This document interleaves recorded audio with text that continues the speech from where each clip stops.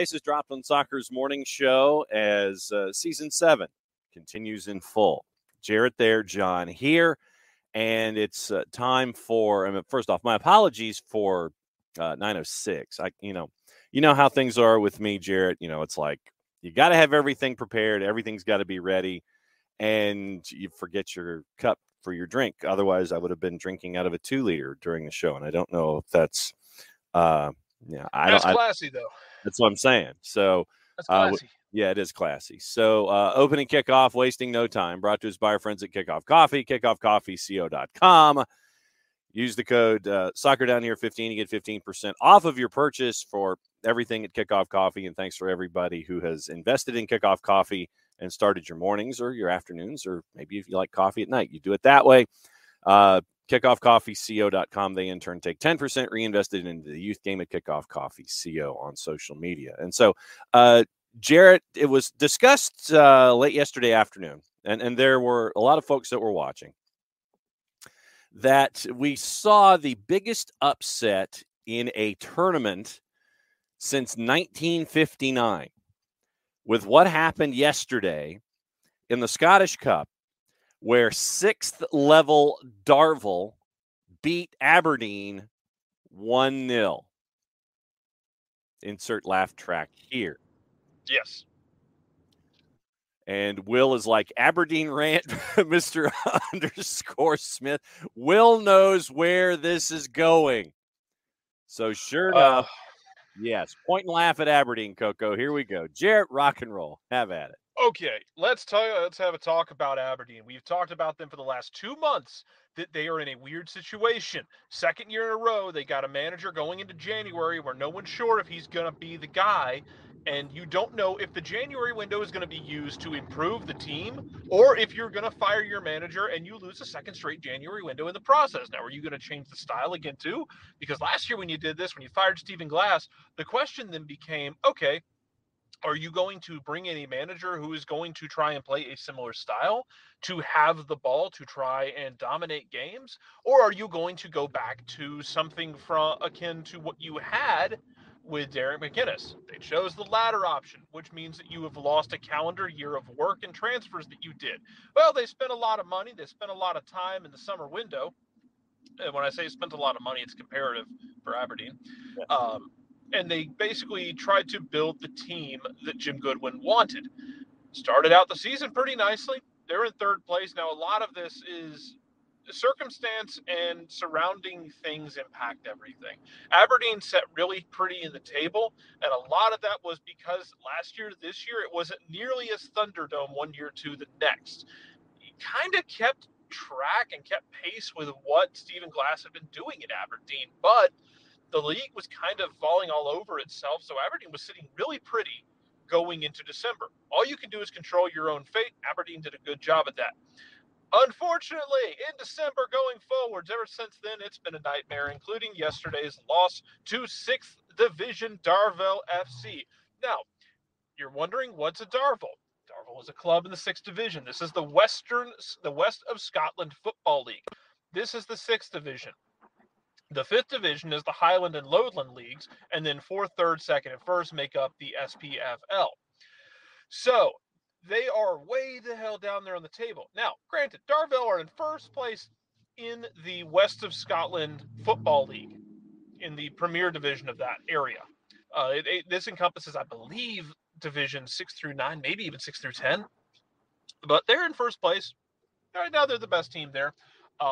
They are the Reaper meme of the Reaper in the Doors, because they have taken out 4 higher-seeded clubs. They took out 2 clubs that were in the Highland League.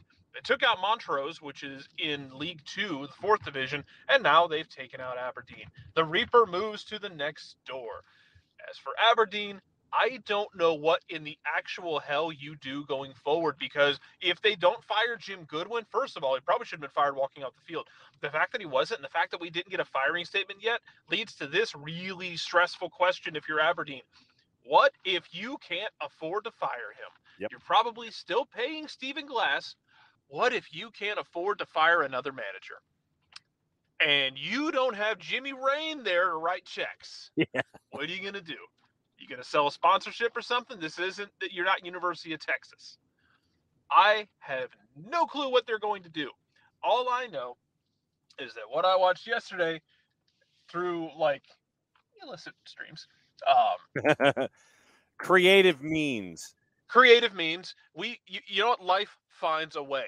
And what life found a way to do was to see an Aberdeen team that frankly looked like they're going through the motions. Like they do not care at this point. And that's as damning as anything. They just look like they're going through the motions. And man, it's bad, bad, bad, bad, bad. Oh man. Yellowwood SPFL, get the sponsorship, Ricky. Yes, please do that.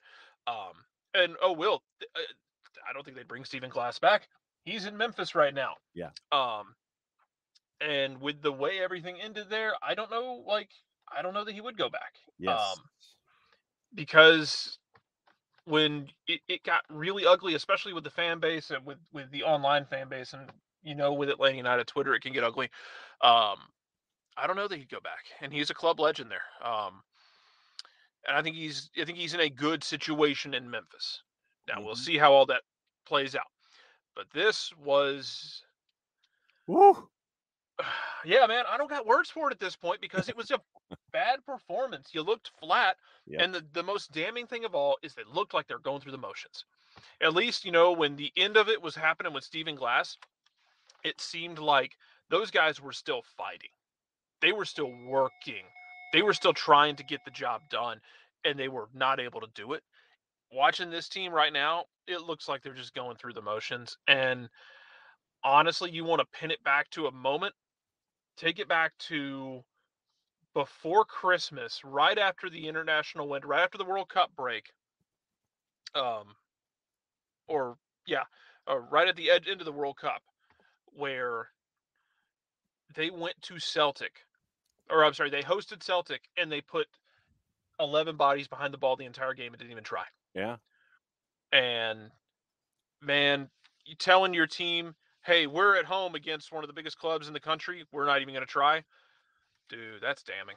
I don't know what they do. I don't know who they hire. Like, do you go ask David Martindale to leave Livingston? He plays defensive style, Livingston, but Livingston has no budget. Martindale said some things in the past that make me think he has more adventurous ideas if he ever managed a team that had more than, like, I don't know, a couple dollars to throw around. Yeah. But yeah, this is just, you're getting nowhere fast. At least when you were, if you had gone in another direction, like if you had brought in somebody other than Stephen Glass who wanted to play and said, okay, we did that, let's bring in somebody who has more big club experience in their past, but who has similar ideas. We've already started building this team.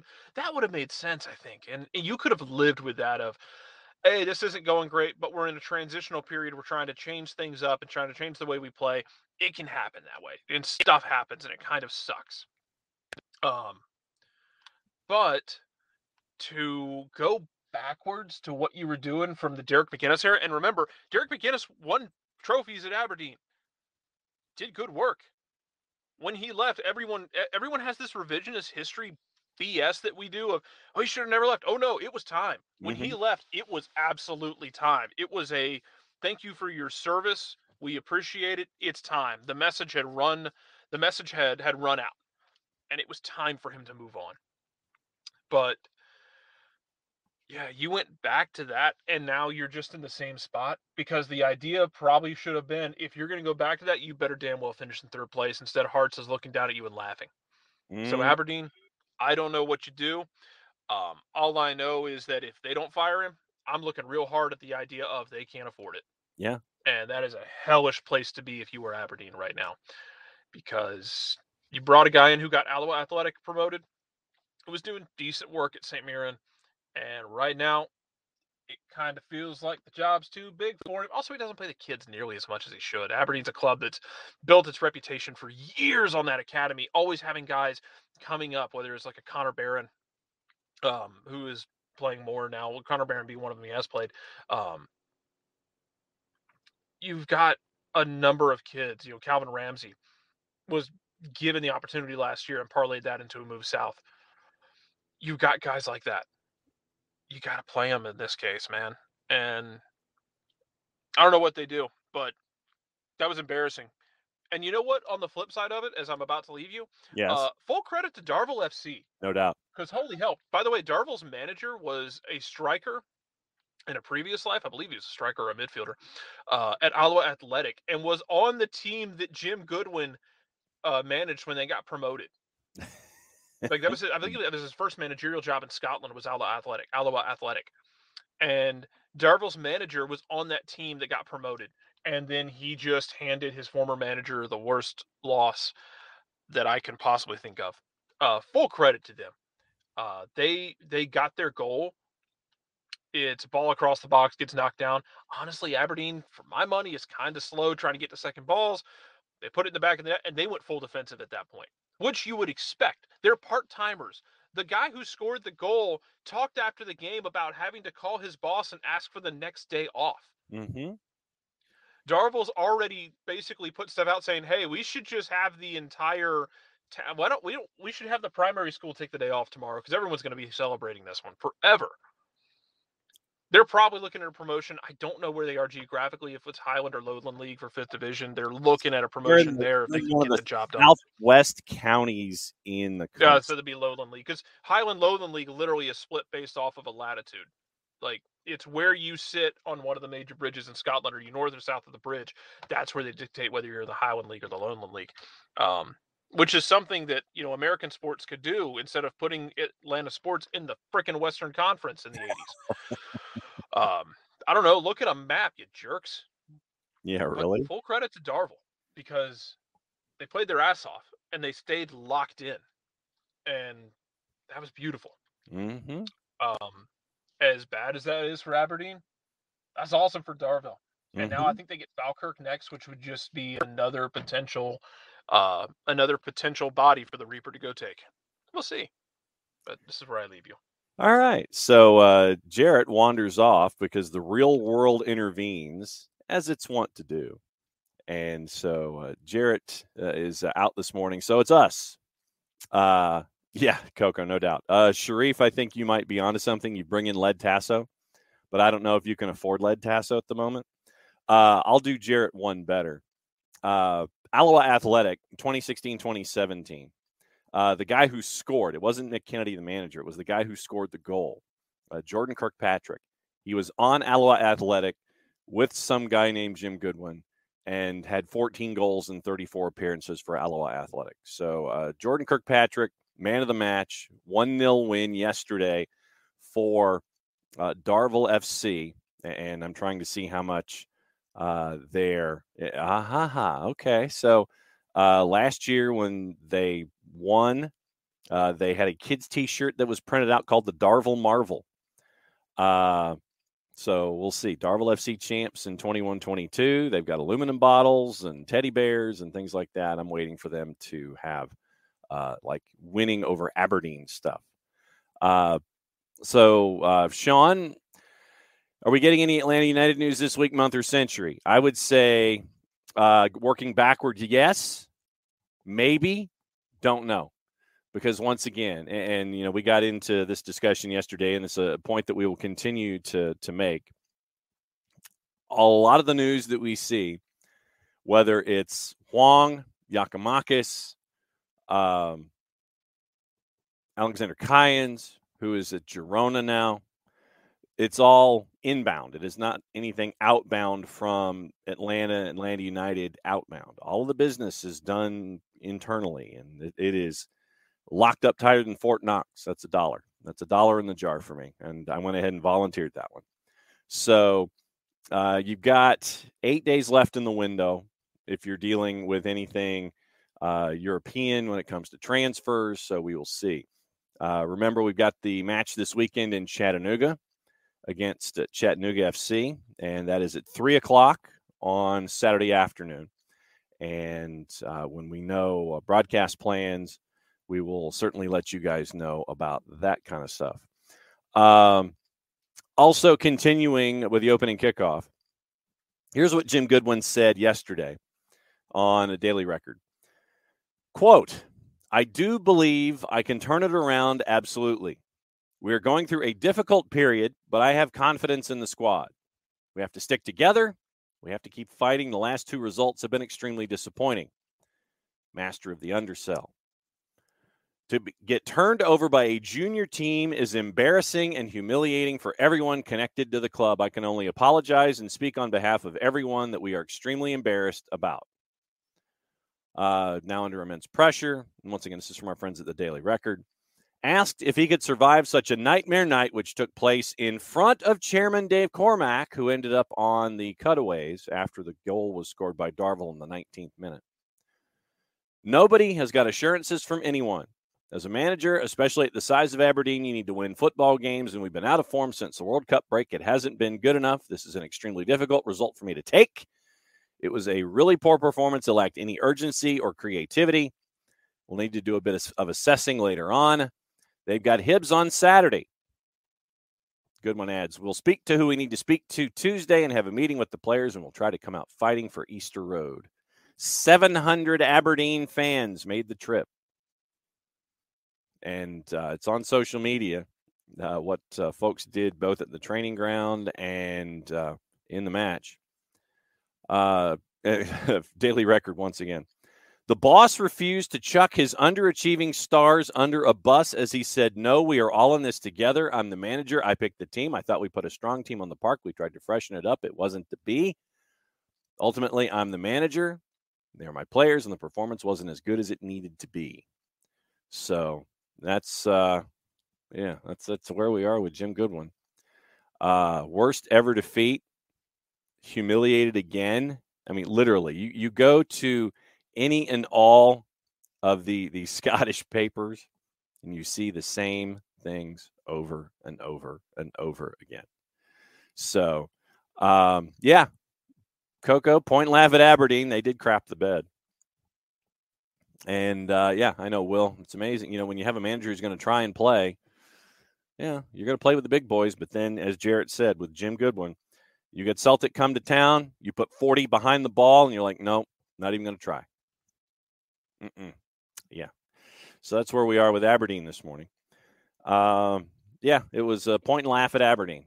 And you feel the disappointment for the fans because, once again, 700 fans make the trip, and you got that result with a score in the 19th minute. And 6th level Darvill FC got the Duke on Aberdeen. So, so that was not good. Nope. So maybe we can get a little help from a buddy of ours here.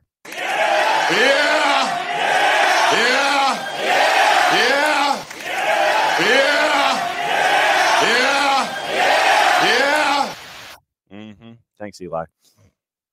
That's what it was. But this morning, it's us. Now that Jared has had the real world intervene, once again, thanks to our friends at Kickoff Coffee, kickoffcoffeeco.com.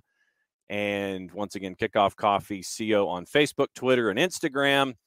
And you use the code Soccer down here 15 to get 15% off of your purchase.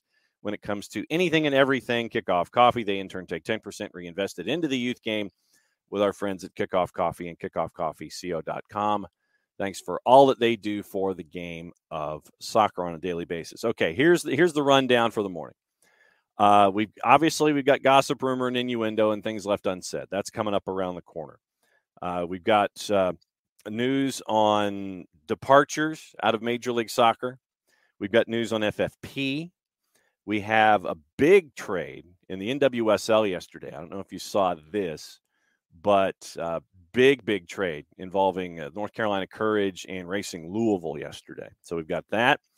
And since we've gotten Aberdeen out of the way with the opening kickoff, hour number 2, there's going to be a deep dive on a subject that is,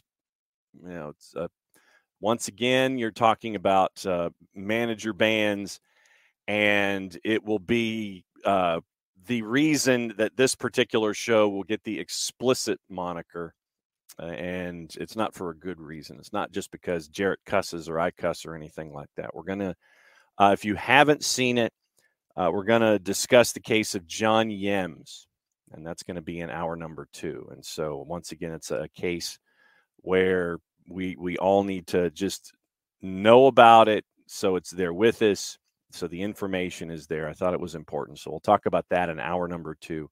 That'll be the deep dive this morning, where the FA in England has appealed an 18-month ban on a former manager in the lower divisions for multiple breaches of the FA's rule relating to discriminatory comments. And we'll get into them, and it's pretty bad. But I thought it was a topic that needed to be discussed, and so that will be going on in hour number 2. Coco, I saw this morning that it looks like the answer is no. And it also, Coco's asking, any word on if Russia will be allowed to compete internationally? Saw they met with UEFA. From what I read early this morning, the answer is no, and it looks like Kazan, it was supposed to host a major event, and that is going to be pulled as well. So it looks like, let me double check the info on it. But yeah, from what I understand and from what I saw, it was a no. It had nothing. It was a no that was going to be there involving Russia and anything going forward. So we'll keep an eye on that. But from what I was able to glean very, very quickly this morning, it is a no when it comes to the future of Russia and UEFA at the moment. So let me see if I can get the. Let's see. That's from the Daily Express. Okay, and this is where I saw it. So it's from our friends at Sky. FIFA and UEFA, Russian football teams to remain banned from European competitions as the war in Ukraine continues. This is from Rob Harris. This is where I saw this morning. So from Rob Harris, set to remain banned from European competitions. Russia is also set to be stripped of hosting the Super Cup that was supposed to be staged in Kazan in August, the men's game between the Champions League and Europa League winners. Ahead of a meeting of UEFA's executive committee tomorrow, RFU leaders were set for talks with officials from the governing body. Russia's state media said there was a desire for RFU officials to use the meeting to discuss the return of clubs and national teams to international tournaments. Understood by Rob and Sky, no immediate chance of UEFA allowing the return of Russian teams while the war launched by Vladimir Putin continues. UEFA has a desire to discuss the general state of Russian football and the domestic situation, preparing for when teams could return to the competitions if the war ends. UEFA, along with FIFA, suspended Russian teams last February until further notice, within days of the full-scale invasion on Ukraine. Decisions backed by CAS in July after appeals were filed by the RFU and individual clubs meant that Russia banned from qualifying for the Men's World Cup, competing from the Women's Euros last year, prevented from qualifying for the 2024 European Championship. RFU has not commented publicly. UEFA needs a new host for the Super Cup match in August. Follows the Men's Champions League final, which, remember, was set for St. Petersburg last year. And they have, Russia, remember, has floated the idea of the prospect of trying to leave European football and join the Asian Football Confederation, where they feel it might be easier to jump in to another Fed. But nothing after the initial talks has been mentioned so far. But the meeting is set for tomorrow, and we might have news when the time we come on the air, considering if you're looking, we come on at 9:05, you're talking London time, that would be 2:05 in the afternoon. So we might have news. We might have some updates and things like that. But as of right now, the answer is no. Super Cup's looking for a new home, probably out of Kazan, and Russian teams are set to remain banned from European competitions. So no Super Cup in Kazan in August, no football teams in European competitions. So, Coco, that's where we are, where that is concerned. Also on the board this morning, we were talking yesterday about Everton, because Frank Lampard had been dismissed. Since we're over in Europe, this is where I am for the moment. Since Frank Lampard had been dismissed from Everton, the number one name seemingly on the list, not the sack list about being, but we all know that, and Ricky, you're probably right when it comes to the RFU. The discussions are, we all know probably that Wayne Rooney is odds-on favorite. That's the guy that Everton really, really wants. But the name that kept being floated yesterday was Marcelo Bielsa. My number one concern would be, would the personnel currently on hand at Everton fit a style that Marcelo Bielsa would be employing? Or would it be just, this is Bielsa's way and you're going to do it in that manner. So, Telegraph this morning, Chris Bascom. Everton face a fight to convince Marcelo Bielsa to replace Frank Lampard after he expressed reservations about moving to Goodison Park.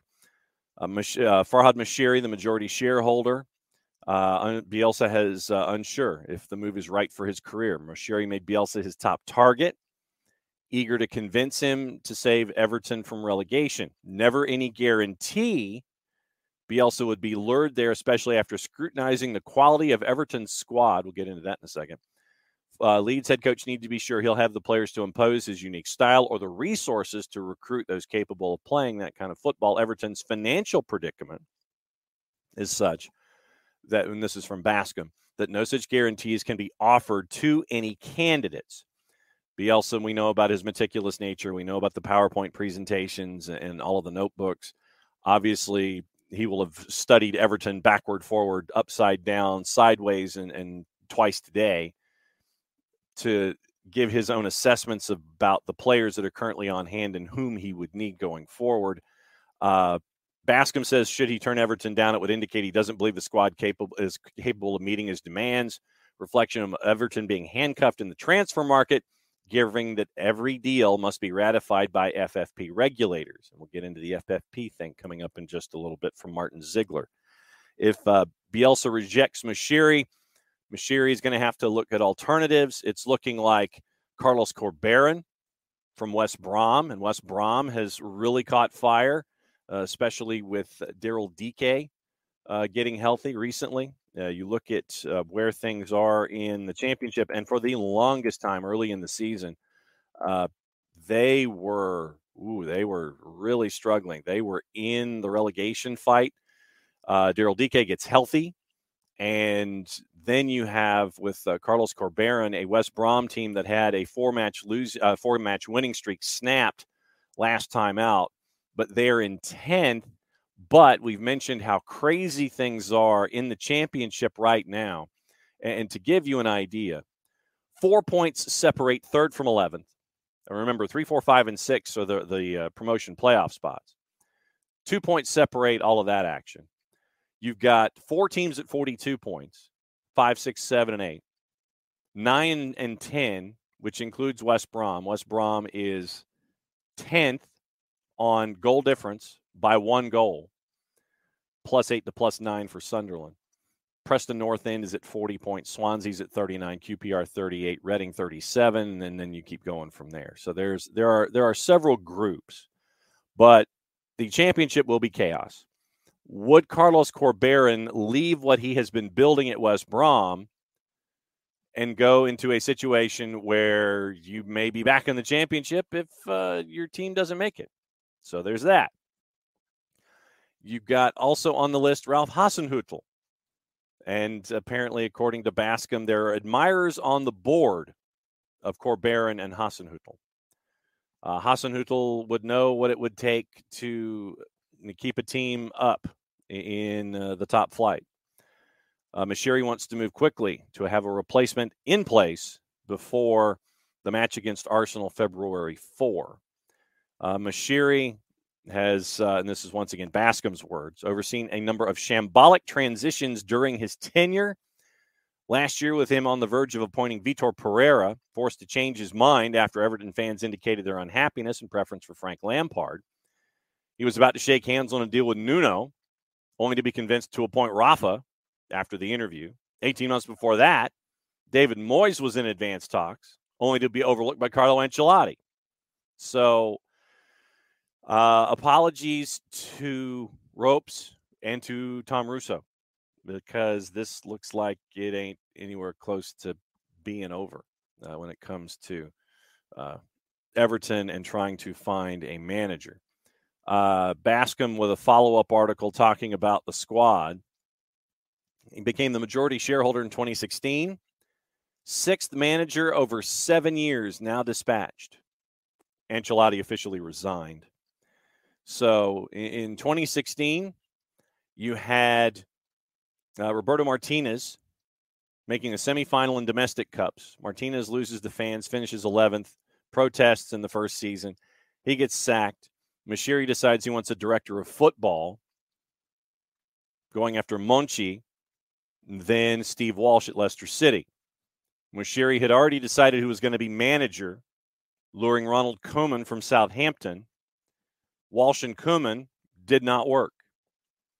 So Everton's major transfer work, you had two guys that weren't working together. Walsh and Koeman allowed to make their own choices. Squad lacked balance. Forked out £240 million in those transfers. 7th place in his first season by the summer of 2017. You purchased 3 players who did the same thing. Sigurdsson, Davy Klaassen, Wayne Rooney. Koeman sacked. Everton was second to bottom October 2017. Yes, you are, Tom. Good morning. Walsh would follow Koeman out of Goodison Park May of 2018. Ongoing battle with FFP. Sam Allardyce, 18-month contract. Marco Silva unavailable. So you bring in Sam. He could force Moshiri to hand him a long-term deal. And so Moshiri agreed. Allardyce got them away from relegation, finishing 8th. Supporters didn't like it. Everton under FFP once again. Moshiri would have to pay off the remainder of Allardyce's deal in the summer of 2018. Another $4 million compensation to Watford to bring in Marco Silva. So you've got Marco Silva. Silva in 2018 was joined by Marcel Brands, who took over for Walsh on the football side. Brands was aware of Silva coming in, so they tried to figure out how to fix the damage. According to Bascom, Brands' remit was to sign younger players on contracts that would rise incrementally, depending on performance, or to lead to huge profits from sales that could be reinvested. First transfer window promising, offloading high earners, bringing in Richarlison, Lucadinha, finishing 8th. Now, once again, 2019 December, Silva sacked, losing big in the Merseyside derby. Everton in the bottom 3. Martinez, Koeman, Allardyce, Silva. Fans mad, all 4 of them gone. Brands, as undermined Brands as Moshiri changed tack, having been thought of. It's like we'll bring in Carlo Ancelotti. So supporters like the Ancelotti hire, wanted to bring in guys like Hamas. Brands argued it was vital to be more economically viable. When Ancelotti left for Real Madrid in 2021, according to Bascom, the appointment of Rafa marginalized Brands even further. Decided enough was enough in December 2021, citing a clear difference in vision and direction. 5 weeks after Brands left, Moshiri sacks Benitez 13 days before the January transfer window closed. When you bring in a guy from Liverpool to coach at Everton, fans kind of get a little mad. So Moshiri allowed Benitez to move football operations around, bring in his own staff, signs Mikolenko and Nathan Patterson at the start of the transfer window. Moshiri lost faith again as supporters said enough was enough. This has happened before. It happened again. So you're looking at Vitor Pereira as your number 1 target. Folks weren't convinced about Vitor Pereira. They wanted Frank Lampard. 12 days after the Benitez dismissal, 24 hours for Frank Lampard to add to the squad, Dele Alli became a part of the roster. Richarlison sold to Spurs, no replacement yet. And so the article, and I'll post the link in the Twitch pitch, just so you guys, it could be required, requested reading for the day, number 1. your backgrounder right there. We posted it for what's going on at Everton. Now we'll go into what the Airborne DJ's got to say this morning. Lampard's sacking, saddest yet most inevitable firing of any coach in any sport in my 5 decades as a sports fan. 1 win in 14. You got to go despite it not being all on him. I'll never forgive Carlo, but still blame the club for giving him the out. So that's where we are. And Farhad Mashiri has not really won any folks.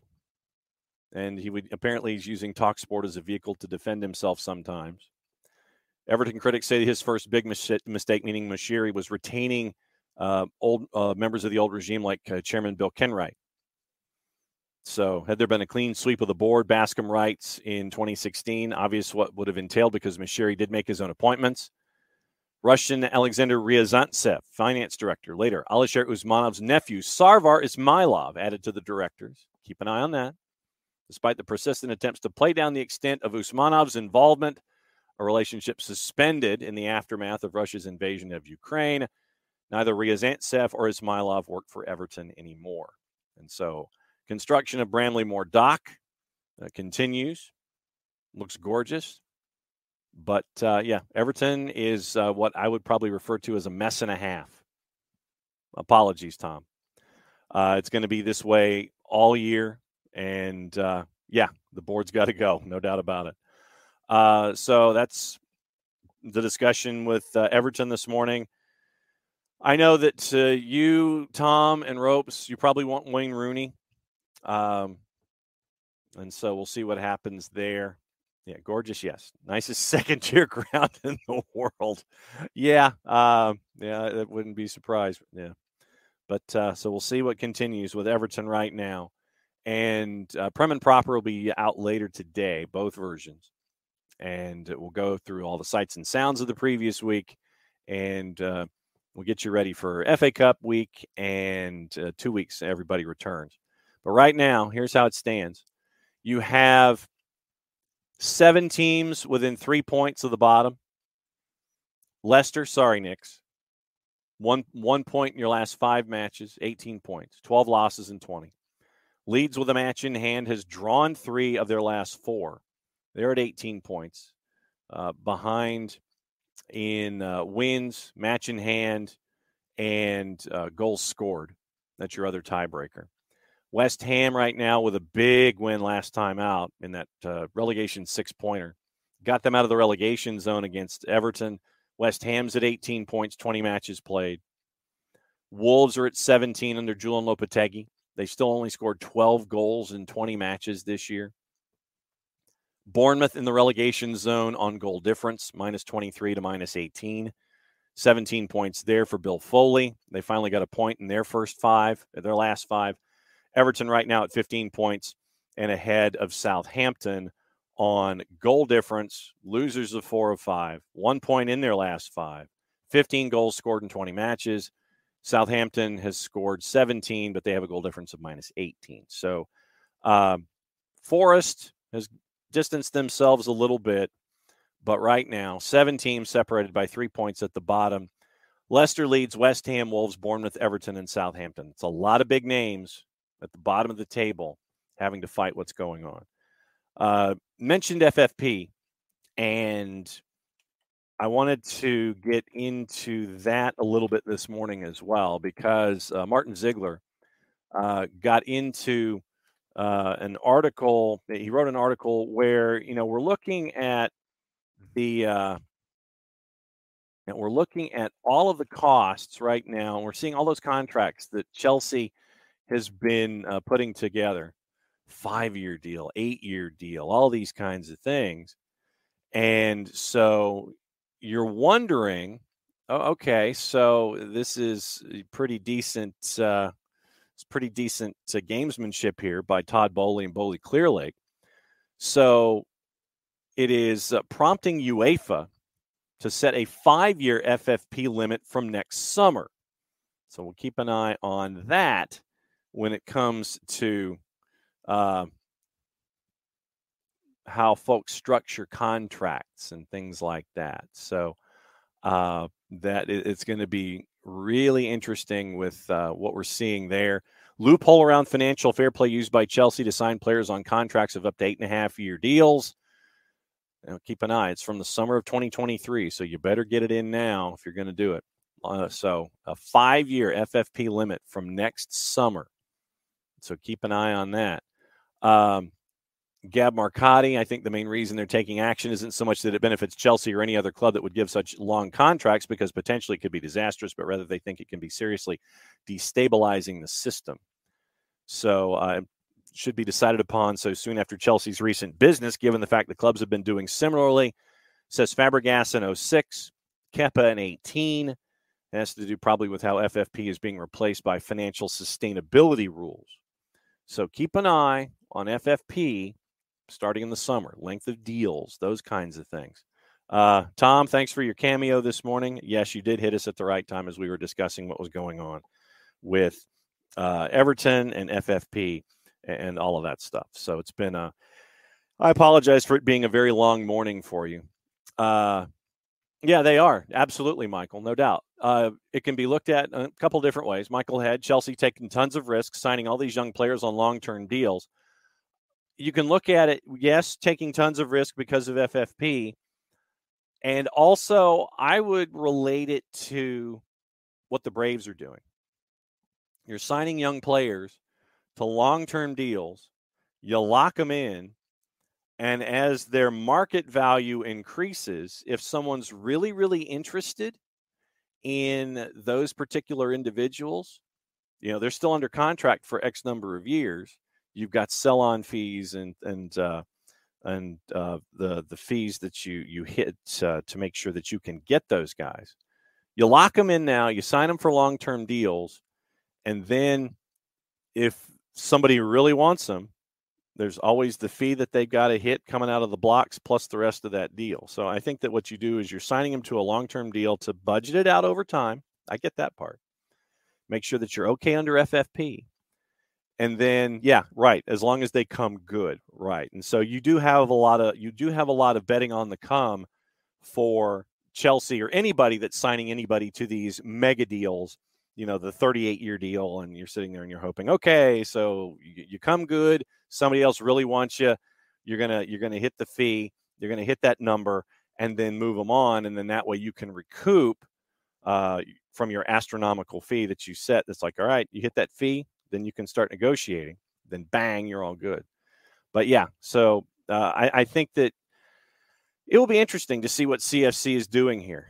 And for all of these guys, or any mega club or any wannabe mega club that signs players to these long-term deals, these 8.5-year deals to get them outside of the FFP range, how many of these guys, and I guess this will be our science project going forward, how many of these guys come good, and what is the economics if they're in fact sold on later? Not that if they're held on to, but if someone's really, really interested, say in 3 years, for Mykhailo Mudryk, Barca, well, not necessarily Barca. So let's say Real Madrid, somebody in Germany, somebody like that, who would be interested in a young player who's really working his way up, worthy of the contract.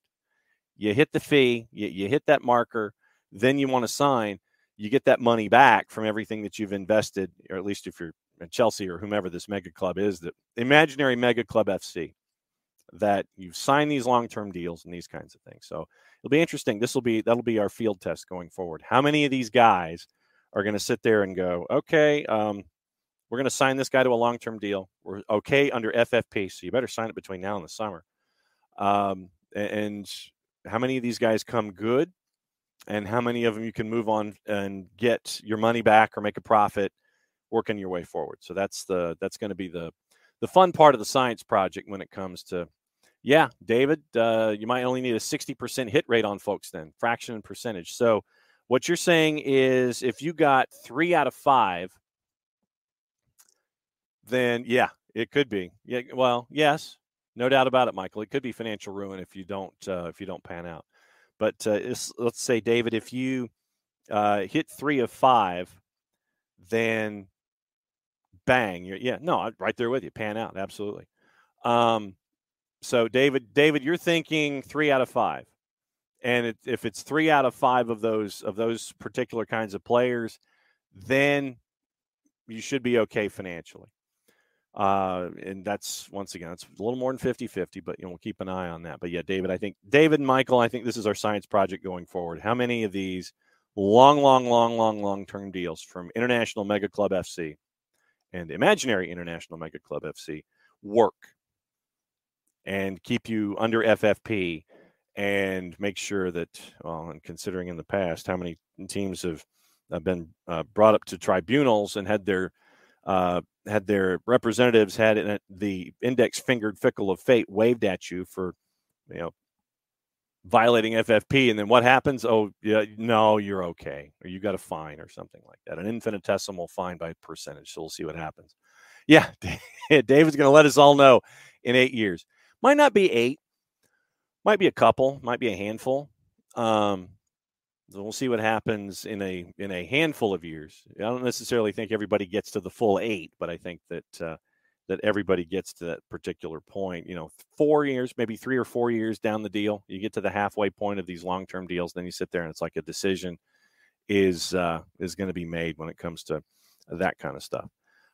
Speaking of decisions, we've got other stuff. Major League Soccer had a couple of transfers yesterday, and a couple of them from players that we know.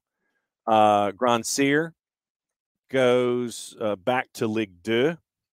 You have Alexander Callens goes to Girona. So Tati Castellanos, Alexander Callens back to Girona. So signs there. 30-year-old is he was out of contract, chased after by everybody.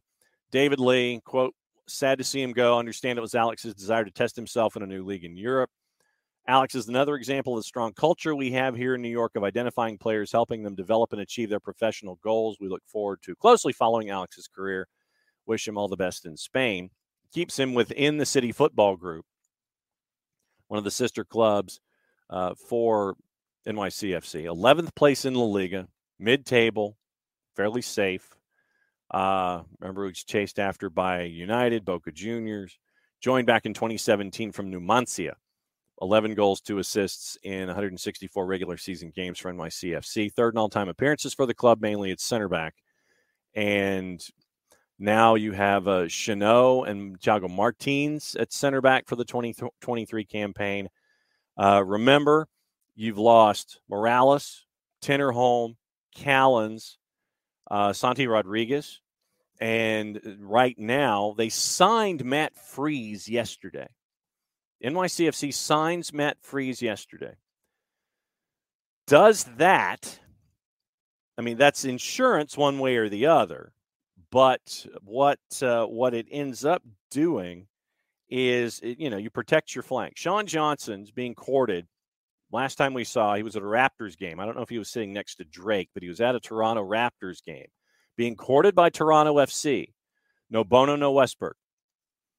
Toronto FC needs help at the back. They need help between the sticks. Sean Johnson could be that. Matt Freese is now in NYC. So, does 1 + 1 = 11 here? We'll find out. Abby with one of the key questions of the weekend. Recommendations for lunch in Chattanooga. Man, it's been a while since I've had lunch in Chattanooga, so I'll keep that one up for a while. Other news, Ronald Matarrita signs for Dnipro 1 in the Ukrainian Premier League.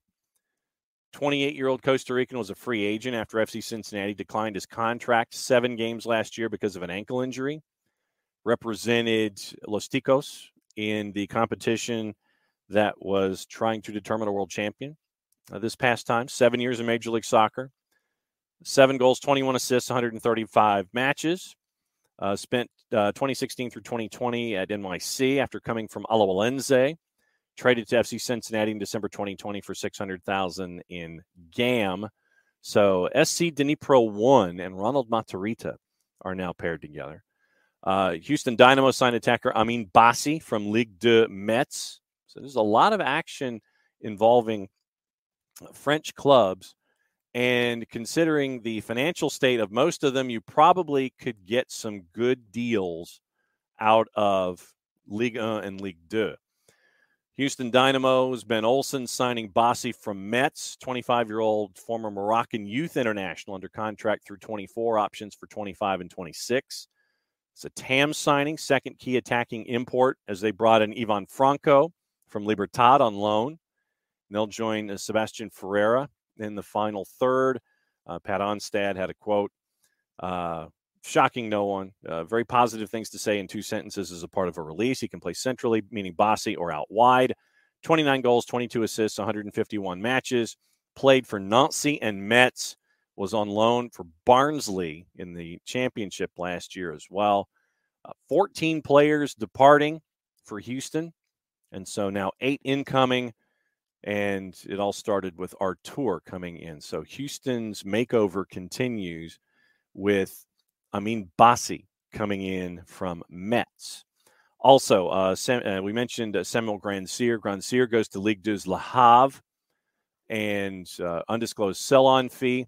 2 years in Galaxy colors, joined from Monaco. So Monaco, LAG, and now to Le Havre. 7 goals, 13 assists, 73 matches. And that continues LAG's continuing turnover on the wings, trading Kevin Cabral to Colorado. Grandsir goes to France.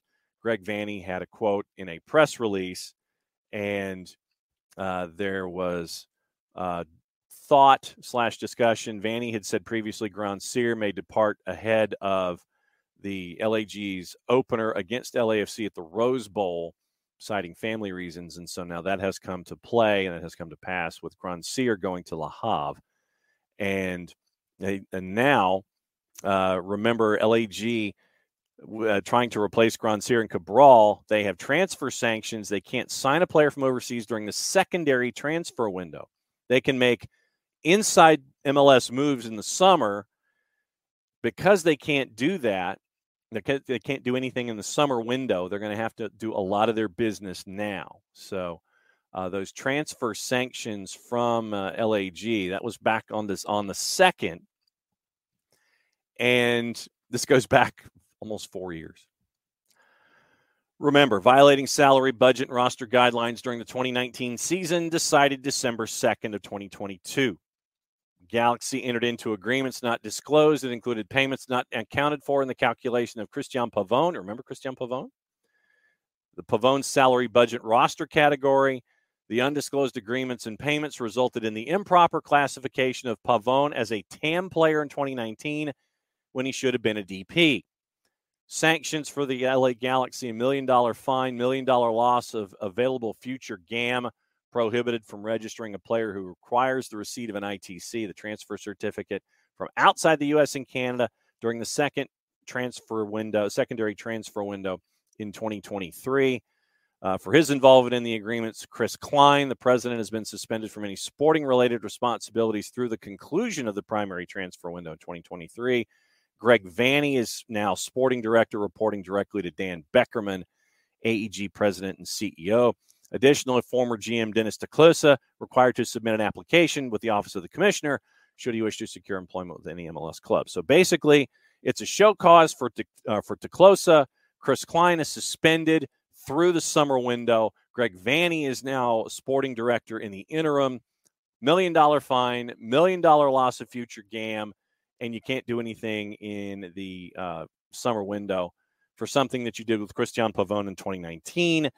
And the decision comes down December 2nd of 2022. So there you go. Abby's questions about lunch in Chattanooga. Ricky says the brewer next to Finley's got barbecue, Naked River. If not there, Ricky likes Sticky Fingers, which also has barbecue. So that's probably the QOD is lunch and where you guys are going to be hanging out for lunch. So once again, when we know broadcast plans for the match in Chattanooga, 3 o'clock Saturday afternoon, we'll let you know what's going on there. We'll have some content after the match is over, probably hearing from Coach Gonzalo Pineda and players after the match. We'll piece it together in the hotel room in East Ridge and bring it out later Saturday night. But when we know broadcast plans, obviously we'll post that stuff and we'll let you know what's going on there as well. Yes, Ricky, they are. Chattanooga is doing a stream. When we have details on that, we'll let you know. More details on that. So we'll let you know about Chattanooga stream and 92.9 and all those kinds of things. When those come together, we'll let you know. But as far as I know right now, Chattanooga is doing a stream. And let's see. Since it is the top of the hour, that means one thing. It's where I get the piece of paper that is bent and crumply and time to read a promo and let you know what's going on with folks that sponsor us here at SDH. And it's time to drop the music down to like 14 because Nick said at 19 it was really loud yesterday. So we're going to go even lower. We're off a loop. We hit the rock button, and here we go. That is loud. 15. All right, so there's 12. Okay.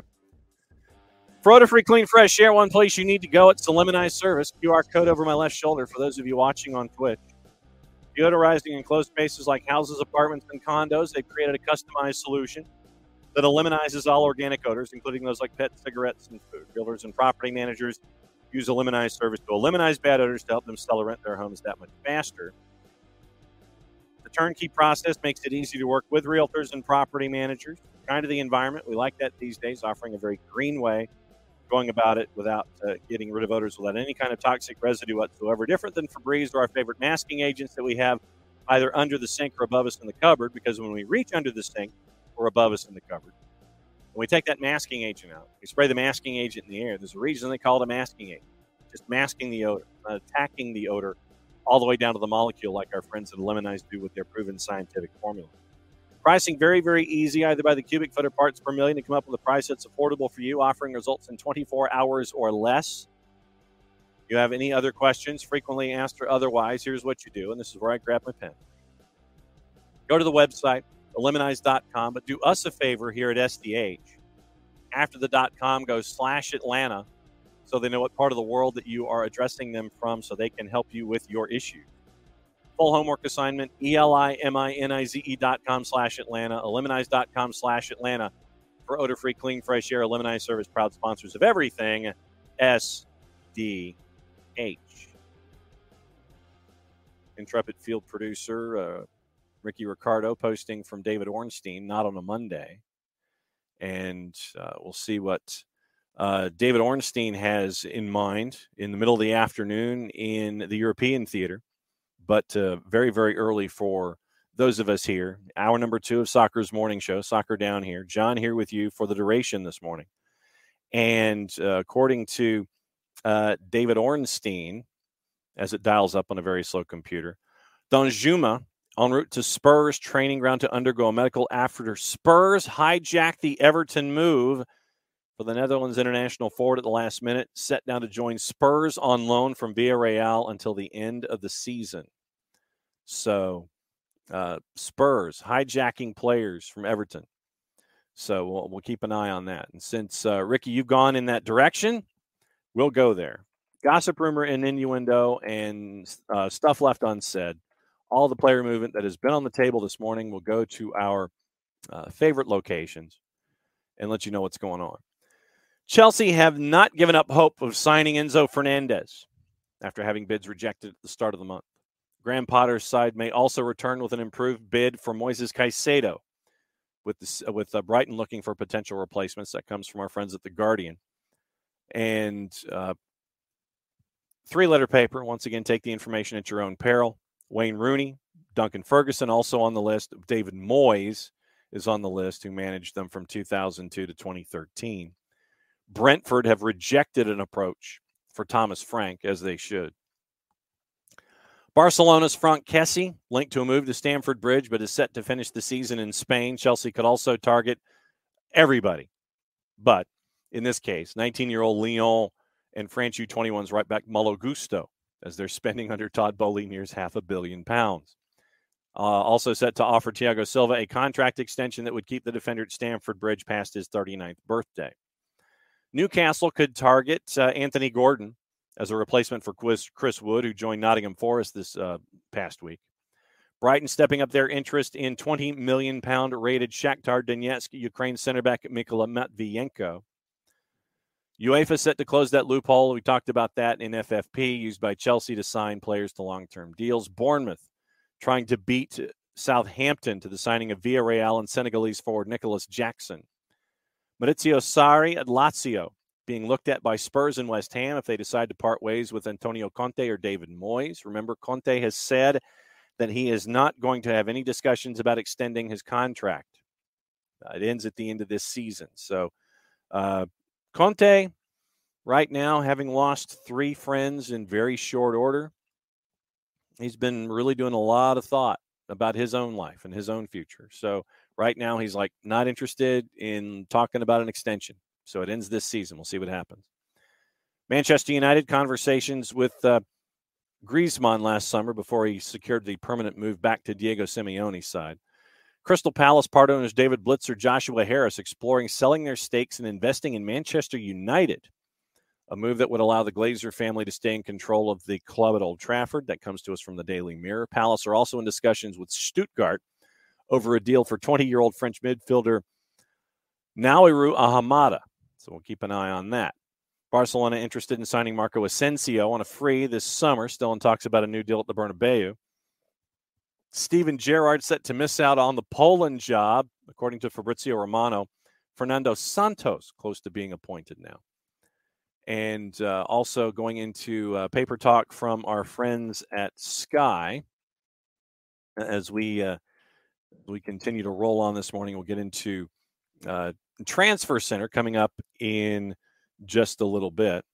So for the papers, it looks like Daily Express says Arsenal could end up getting Amadou Onana from Everton. Both clubs, meaning Arsenal and Chelsea, hold an interest in Onana, and Arsenal feel it could be no better time to acquire his services. Messi has reportedly changed his mind about a future and will not pin a new deal at PSG.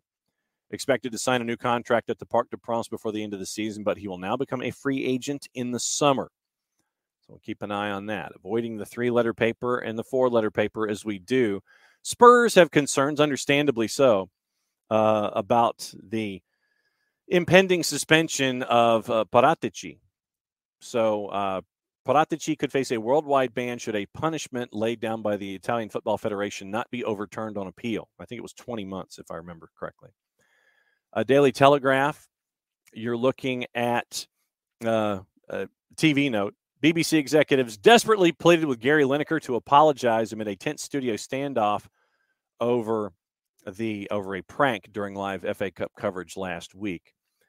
And Daily Mirror mentions Marco Asensio. Gareth Bale has confirmed that he will be in the Pro-Am out in California, the Bing Crosby Pro-Am. So he'll be out there after retiring from football and once again avoiding the 3-letter paper. We talked about Jim Goodwin in opening kickoff this morning. He has vowed to fight on. No assurances. And Ryan Porteous could see the season out as a Hibs player leave on a free, and Hibs could turn to Stuart Finley to replace Ryan Porteous and the injured Rocky Bashiri. So that's your notes from the papers this morning. So that is all the news that's fit to print there as we continue to follow along this morning. We mentioned Callan's going to Girona. Albert Elise, it looks like Dallas and San Jose are the 2 clubs that might be interested in Albert Elise and his work possibly coming back over from France. Getting into the NWSL was a big deal yesterday, and I mean that both in the literal and the figurative sense yesterday, with a big trade that happened, and it was Abby Erceg. And she goes from the Courage to racing, and she was on her social media, and she was quite surprised about it. On her social media, Abby Erceg and Carson Pickett go to Louisville for Emily Fox. And so Racing Louisville getting really serious, bringing in Abby Erceg and Carson Pickett. And big move for us, according to Kim Bjorkegren. Emily is a player of high quality. Trade, however, returns a great player at the left back position in Carson, gives us a veteran central defender in Abby. Both players have great experience and talent and can help lead the team. Erceg played in Australia, Germany, New Zealand, and Spain. And remember that both of those players, Urseg and Pickett, helped the Courage win the 2022 NWSL Challenge Cup. Pickett also completed loan spells, and she played in Cyprus for Bjorka Granite Apollon Ladies. Urseg, center back, 160 NWSL Challenge Cup appearances, one of the most accomplished players in league history, 3 regular season shields, 3 NWSL championships with the Flash and the Courage, 8+ years in the league, Defender of the Year, Best 11, Second 11 2 years, 2020 Challenge Cup Best 11, 146 appearances for New Zealand nationally, 6 goals, Football Ferns, 4 World Cups, 4 Olympiads, first New Zealander for 100 caps, either for men's or women's. Pickett, 4th pick in the 2016 draft, back-to-back Best 11 selection over the last 2 years, won a 2014 national championship with Florida State. So, big trade. Pickett, Urseg to Racing Louisville for Emily Fox. So Racing Louisville has gotten really serious. Morning, Perfect Tommy. It is odds and ends, a lot of news across the board. And so it is Tuesday Thoughts. So it's whatever on your mind. We've talked about FFP. We've talked about movement of players from Major League Soccer overseas. We've talked about Aberdeen. Aberdeen was the opening kickoff this morning as we're here in hour number 2. And how you got bumped off by a team in the 6th tier in the Scottish Cup, and how it's embarrassing, and Jim Goodwin still has a job. And Dave Cormack, chairman and owner, was seen in a cutaway 5 minutes after Darvel FC scored last night, or yesterday afternoon, our time, last night in the Scottish Cup. And didn't have a good, was not smiling. He was definitely not smiling, and 70 minutes later, he still didn't have a reason to smile as Aberdeen got bounced out of the Scottish Cup by a 6th division side. So that was opening kickoff this morning, brought to us by our friends at Kickoff Coffee. And before we get into the deep dive this morning, let me go and just talk about the day in and of itself, what's on TV, juice boxes, those kinds of things. We'll get into the John Yems story as our last item this morning, and it is a bit of a deep dive. So hang with me for a second. So on today, when it comes to the stuff on TV, that's the official term, stuff on TV. Here's what you got. Serie A at 2:45 with Lazio and Milan. ESPN Plus Bundesliga's got 12:20 and 2:20. We'll go into those games and those juice boxes coming up in just a bit. Carabao Cup at 3, Southampton and Newcastle. Eredivisie at 12:40, PSV at Emmen. Paramount Plus also airing what's on CBS Sports Network with Lazio and Milan. Portuguese Taça da Liga is on pay-per-view, and that's at 2:45 as well. So that's your rundown of what's going on today when it comes to what's on TV. You know, you can watch other things. Find whichever means necessary that you wish to watch those particular events. Just don't tell us how you did. 12:30 in the Bundesliga, Leipzig a -182 at Schalke, who's north of +500. You've still got Europe, North Africa, some of the lower divisions in South America. They're still going on. World Friendlies going on with teams in Germany. African Nations Championship at 2 o'clock. Niger and Cameroon. Cameroon's a -149. Niger's almost a +500. Also on the board, it is Liga Femenil in Spain. Betis and Alhamas at 2 o'clock. Bundesliga, Bayern Munich, a big favorite, hosting Cologne. Hoffenheim, a favorite at a +118, hosting Stuttgart at a +231. Hertha Berlin is an underdog at home, hosting Wolfsburg at a +192. Wolfsburg is a +147, and your draws a +243. FA Cup at 2:45, Accrington, Stanley, Boreham Wood. That game was postponed from last mass day of competition. Accrington's a favorite at a +112 against the non-league side. Also, you've got lower division stuff going on, a lot of League One. You've got 9 matches scheduled. 7 of them so far look like they're going to play. 2 of them postponed because of turf at Burton Albion and Cheltenham. Half the matches in League 2 have been postponed because of turf at 2:45. National League lower divisions. Wrexham is at Gateshead, and that is Wrexham is a -200 at 2:45. 4:45. Also on the board, once again, lower division. Serie A, Lazio and Milan. Milan a plus 164. Lazio's a plus 181. Scottish Cup continues its way through. Southampton, Newcastle at 3 in the EFL Cup. Newcastle's a minus 139. Southampton a plus 438. Liga MX Femenil at 4:45. Puebla, big underdog, hosting Tigres. Lower divisions action in Brazil. Liga de Expansión in Mexico at 6:05. Colombia and Liga de Expansión Primera and Liga de Expansión again closes our evening out across the board. And so we bring in Nick Alifi this morning. And there were two topics, Nick, that I wanted to discuss with you that we didn't get the chance to discuss on Monday. And it's the continuing story involving Antonio Conte, who has now said that he doesn't want to talk about any kind of contract renewal. His contract up at the end of the year. And he's like, nope, don't want to talk about it right now. And then all of the stuff going on with Juve. And we haven't had the opportunity to do any kind of a dive with what's going on with Juventus. So what in the wide world of sports is going on with Juventus? The walls are closing in, and whether or not anyone else in Serie A wants to admit it, it's closing in on a lot of teams. What you have is a very old, antiquated system and mindset that starts and ends with the team based in Turin, and that Juventus, with its legendary status inside the confines of Italy, was a team that everyone wanted to either beat or model themselves after. It was one of the two.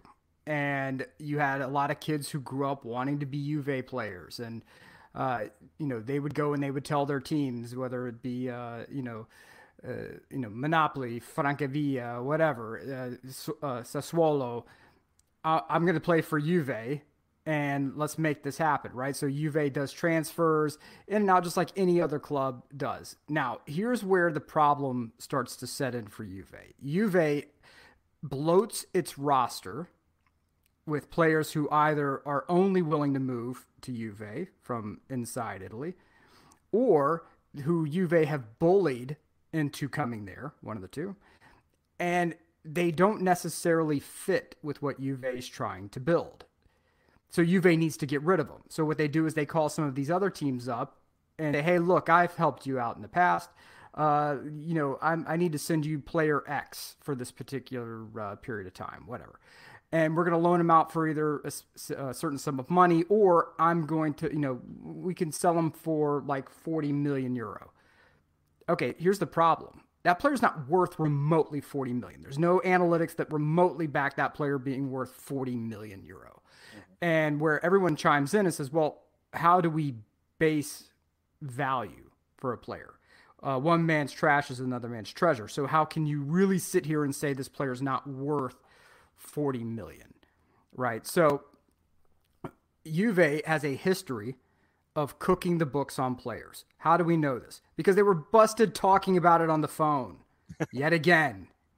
So at some point, these morons are going to learn to use carrier pigeons or ravens like on Game of Thrones, or they're going to end up using, I don't know, some code words or something. I don't know. But they keep getting busted with stuff like this. Juve, let me be abundantly clear, is not the only team that has done this. I would be remiss and a liar if I said Juve is the only team doing this. There will be a lot of teams that will be hit with this in Italy. It's not done. And please excuse my ham-fisted way of trying to explain the process, but you must understand that nothing in Italy is ever clean nor clear. Yes. So what you have is essentially, long story short, Juve has been cooking the books from a transfer perspective and a player value perspective. At the moment, you have executives who are being banned, year, 2 years. You have 15-point deduction. Mm-hmm. You have a fan base that is canceling Sky membership to protest the point deduction. They're essentially saying, if Juve is going to get punished, well, we're going to punish those who are, broadcasting the games, talking about the games, using this to increase their rating share. We're going to punish you for it. I'm sorry, but if Milan is caught in this, just like they were with Calciopoli, I'll say, yep, we were a part of it.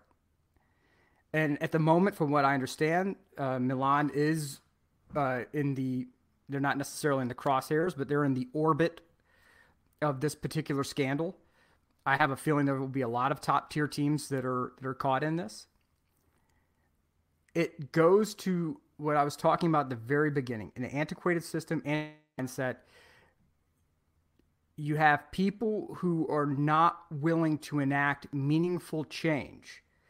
In the 80s and 90s, you had big broadcasting money, you had oil money, you had industry money that kept these big teams afloat. And then the problem was there wasn't enough return revenue. So these Berlusconi, Maratti, Agnelli, they were all just pouring money into these teams. And when financial fair play came around, it essentially nuked their ability to do that. So Maratti got out, Berlusconi eventually got out. The Agnellis kicked it up to Elkan, who then incorporated Juventus into the Exor conglomerate and essentially started playing their shell game of hide the debt.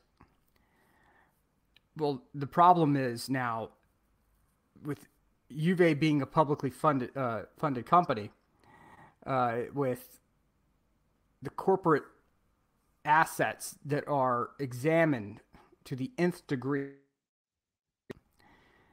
eventually the debt is found, and eventually the shell game ends. And Juventus, because of their public, because of stock trading, they are always going to be the first going forward when it comes to financial irregularities. They will, just like the Green Bay Packers would be in the NFL, because they are the only quote unquote publicly owned team. So this is all starting to roll downhill.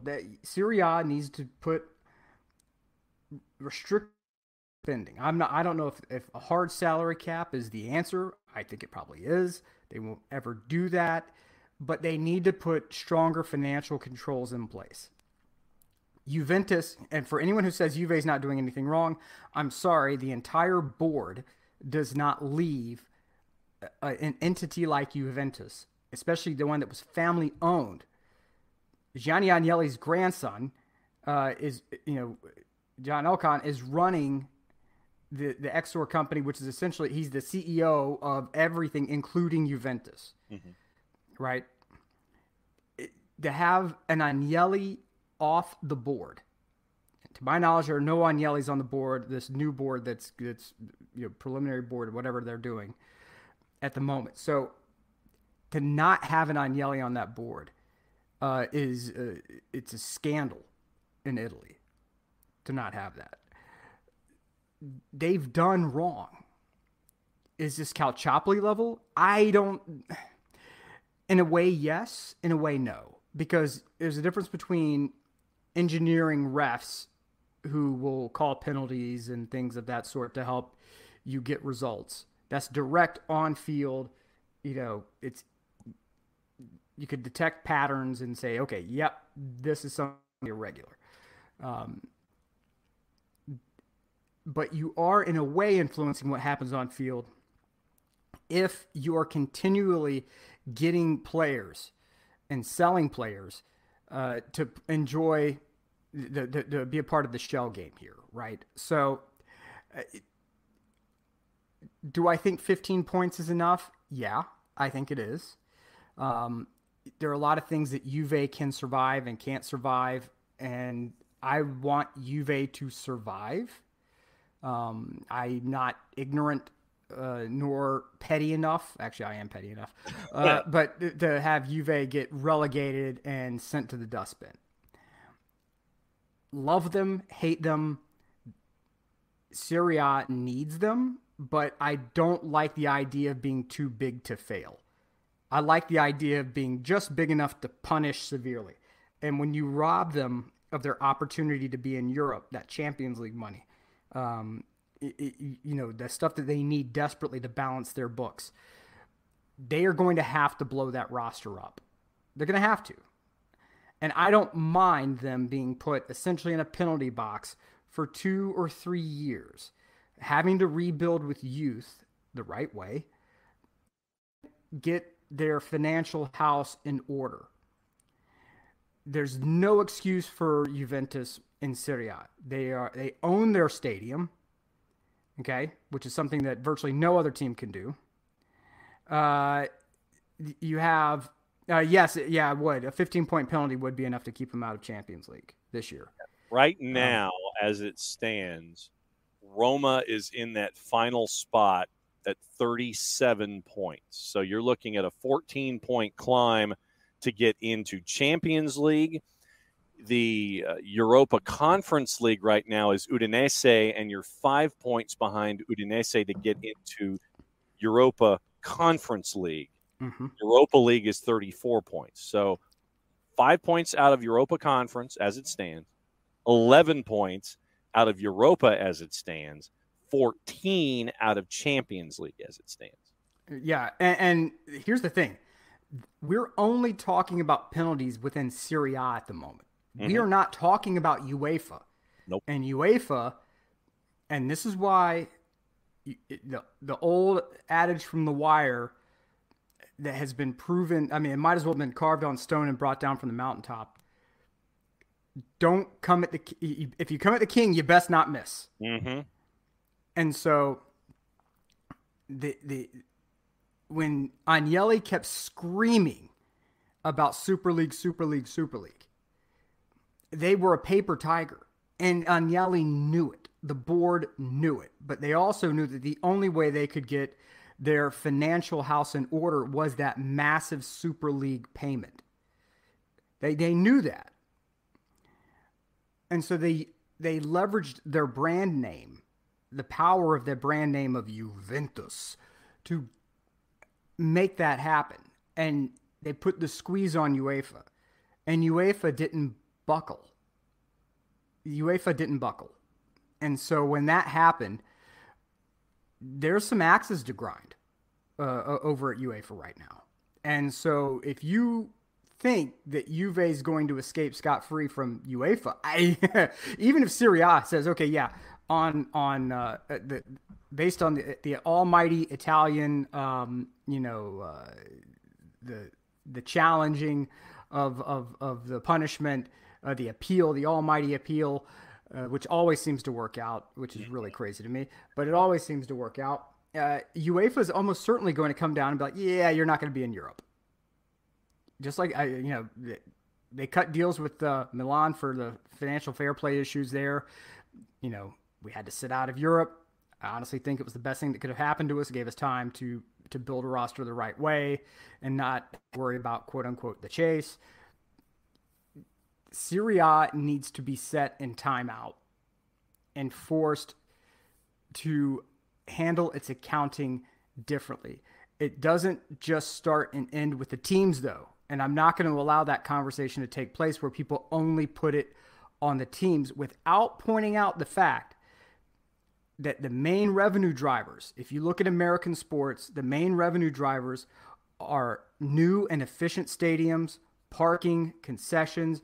It's the way that teams make money. That's why Atlanta had, with the Braves at Turner Field, they were a large market team, Atlanta being the 8th largest market in the country, and they had to operate like a small market team because the city of Atlanta owned, and from what I understand, they took a large share of concessions.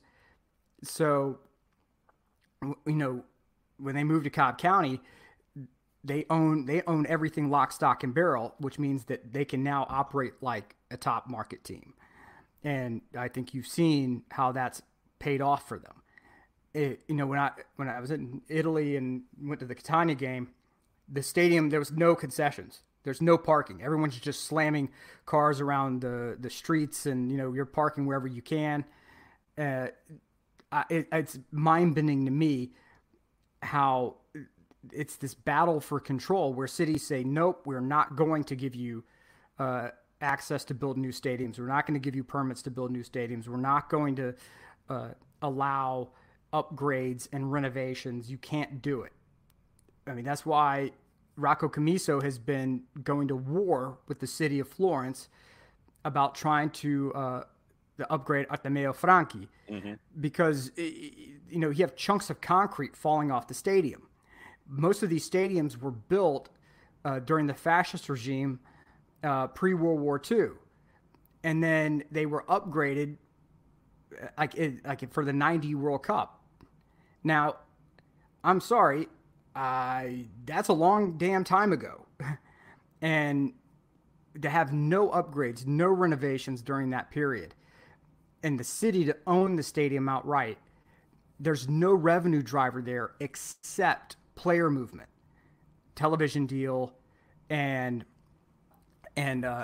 really, concessions or anything else like that. It's just not happening there. Now, why? And so to Coco's question as to why do cities not want to build things like parking lots and rake it cash, there's two things. One, every square foot of Italy is historical. You dig 6.5 feet down, you're hitting some sort of ancient mosaic, some bathhouse, some temple. In Catania, it's almost like Fenway up in Boston. The stadium is right there in the middle of the city. Buildings are right there next to it. So how you navigate space for parking and things of that sort, there are ways to do it, I'm sure, but the locals have to be bought in on that. But the cities are more about, okay, who is going to profit? Who's going to profit? How much money is ending up in my pocket if I green light this permit, right? Because Napoli's going to be in Naples. It's not moving. But what can happen is De Laurentiis can say, okay, I'm ditching Napoli, and I'm going to go to a much friendlier situation for me, which is Bari. He owns Bari as well, so he has an opportunity there. If Bari says, "Yep, you can renovate the stadium here, Chief, no problem," and he goes to work on that, he can leave Naples, leave Napoli to squander in Serie D. He doesn't care. But at some point, these cities are going to have to say, okay, yes, we will greenlight upgrades to the infrastructure here. That's the thing is that the situation is different per city. Coco asked, how's Parma's relation to the city? Well, the difference here is that there are upgrades to the stadium that are being made. They're not talking about doing a full teardown rebuild, which is more appealing to Parma. Parma is not in the tourist triangle, which is Rome, Florence, Venice, and Parma wants more tourism there. They want more. They want to siphon off as much tourism as possible. And how can they do that, right? At one point, Parma was one of the most exciting teams in Serie A, right, before the Parmalat bankruptcy. So they understand their position. And I'm not going to sit here and say that an American businessman paid quote unquote under the table taxes, but I am willing to say that things, I knowing the economy, both the above board and below board economy in Italy, I wouldn't be surprised if there was a significant investment made locally to greenlight this stuff. So Palermo is a different animal entirely. Palermo knows that it should be in Serie A. The city knows it should be in Serie A. They understand that acts of madness have doomed them to the lower tiers of the pyramid. But there is a lot of back end negotiation that's going to be that's going to have to be done by City Football Group. There are a lot of, shall we say, union organizers who are going to have to be paid off. City Football Group can do that, no problem. City Football Group has already, essentially said they're not going to be doing wholesale changes to the legendary pink and black kit. That they, a lot of the aesthetics are going to remain the same. That's going to be a bit of a bombing agent for getting any of this stuff across. Sicily is desperately trying to attract tourism. So I could see a deal for Palermo getting worked out there. Venezia can't do one thing, which is why Joe Tacopina, the previous president, wanted to build a new stadium out by Marco Polo International Airport. And I'll give you 2 guesses as to what happened on that. Nothing and nothing. Correct. Red tape, which is why Tacopina is no longer there and why he owns Spal. So you have to find ways and relationships that make sense whenever you're buying into Italy. And the problem is that at the surface, everything looks great, wonderful. The landscape is, next level. Shooting in Italy is a cheat code on its own, right? It can make anybody look like an Oscar-winning cinematographer. Mm-hmm. But the politics make it where it's very bad for business. And so at some point, the cities are going to have to say, okay, just like Turin did with Juventus, and that was not a popular decision. However, when your former chairman is the man who economically saved Italy post-World War II, you're going to get concessions that no other city will get. And I remember I was having an argument on Twitter with someone who said, the new Roma stadium's almost done. I'm like, brother, they haven't even broke ground yet. No. They haven't even broken ground yet. And so what happens? Palotta says, I can't get a new stadium built. We can't even break ground.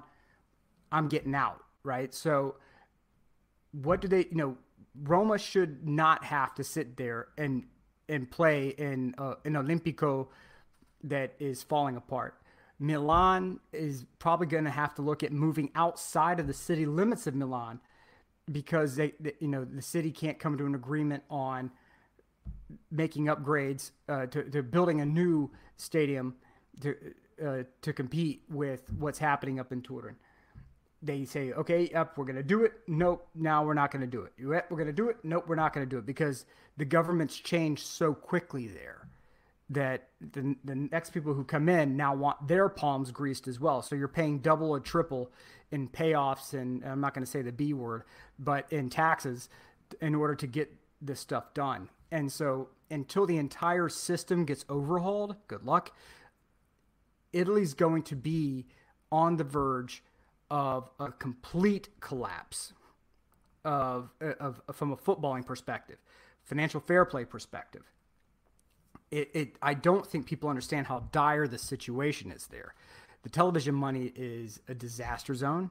The fact that any Italian team has been able to keep up at all in Champions League is nothing short of water into wine.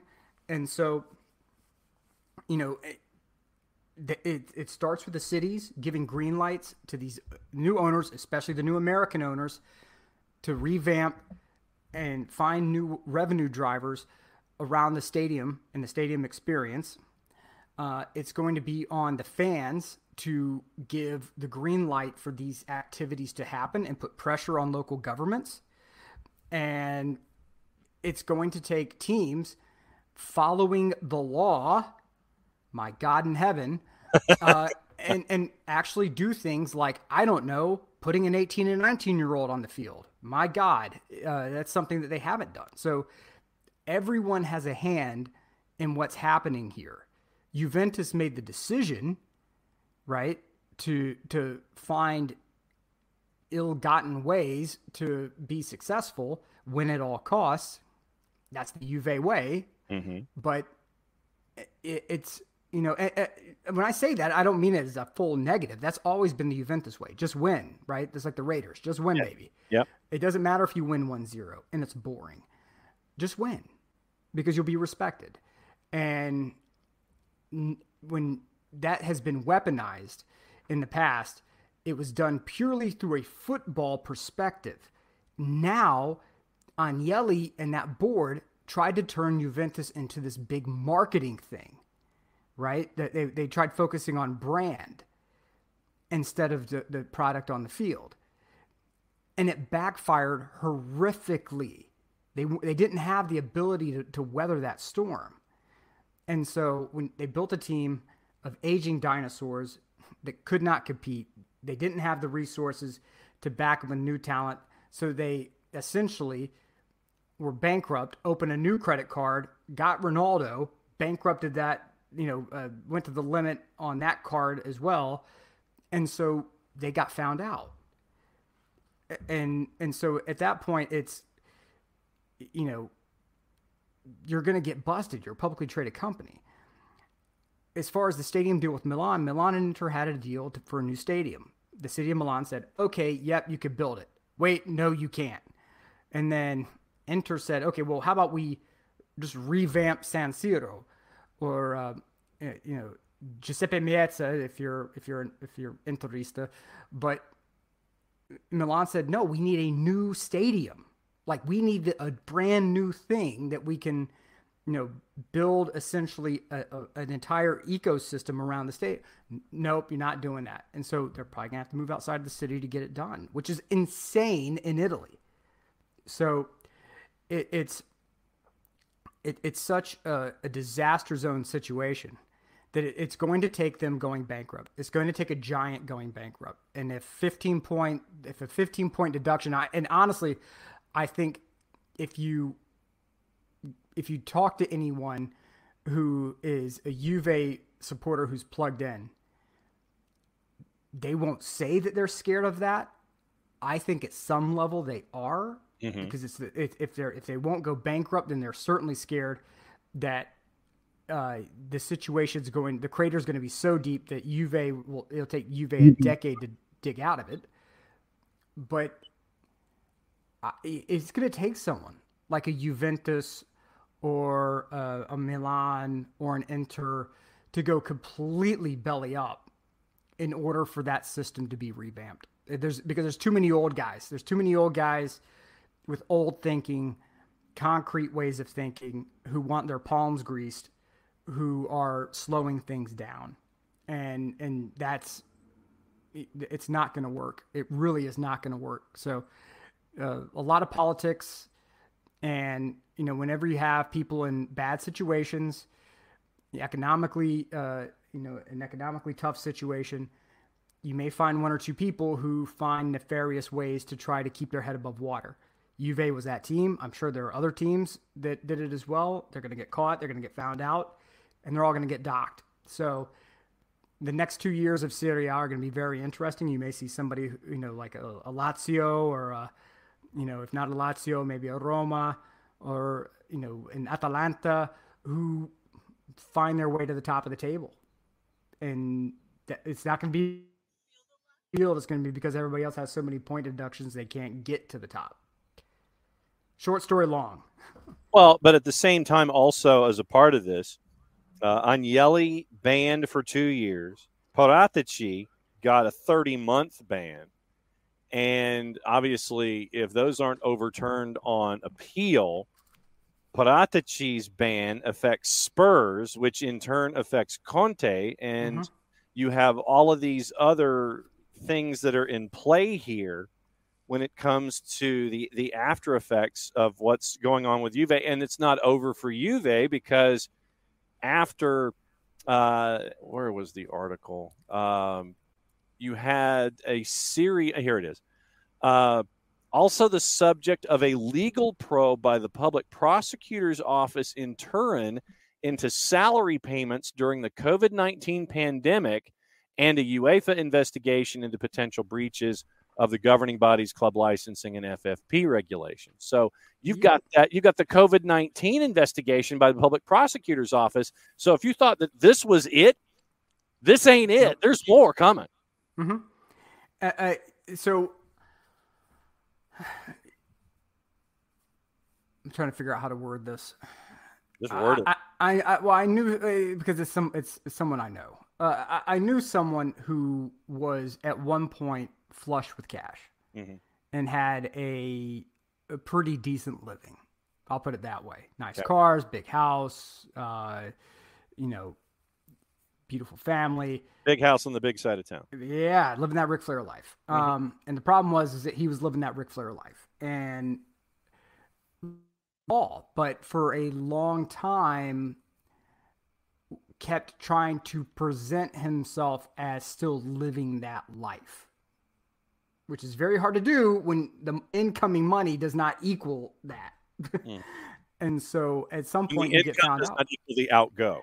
Yes. So when you go out for drinks and no, I got this. Sir, your card's been declined. Oh, don't know why that happened. All right, everybody, put the cards in. Let's go. So, we've seen it happen to people we know, and now we're seeing it happen with an organization, and it's a legendary organization, and it's a legendary, with a legendary lineage that has been at the helm. And unfortunately, Gianni Agnelli is dead and gone. And John Elkann is probably a very, very, very gifted businessman. That does not mean that you are gifted in the world of sports, as we have seen many of those flushed with cash discover. And the people whom he has appointed to run that organization were completely inept at what they were doing, and they allowed the brain trust to leave. And when the brain trust left, all that was left behind were those win at all cost folks who were unbelievably loyal to a team that they thought was too big to fail, and the system they believed would save them. And the problem is that when the system itself is floundering, then there's no one to save you. And you have to answer for the things you've done. We saw this in 2008 when the stock market crash went into effect, and everyone turned and said, okay, well, I have insurance for this. And then they looked at AIG, and AIG's like, we have nothing. We're gone. They're like, bruh. Yeah. And so, that's why you had the massive firms going under, because they expected a safety net to be there, and that safety net had been depleted and essentially rotted away. There's nothing to save them now. And so when COVID happened, the shell game could not continue for Juve. The shell game of moving debt and shifting things around, being able to use internal companies, so like Caterpillar, for example, or Jeep, right? Because Fiat Chrysler, right? You can only do so much of having one of your subsidiaries pay the other subsidiary in sponsorship fees, right? And so you can only do so much. And I think when COVID hit, the shell game stopped.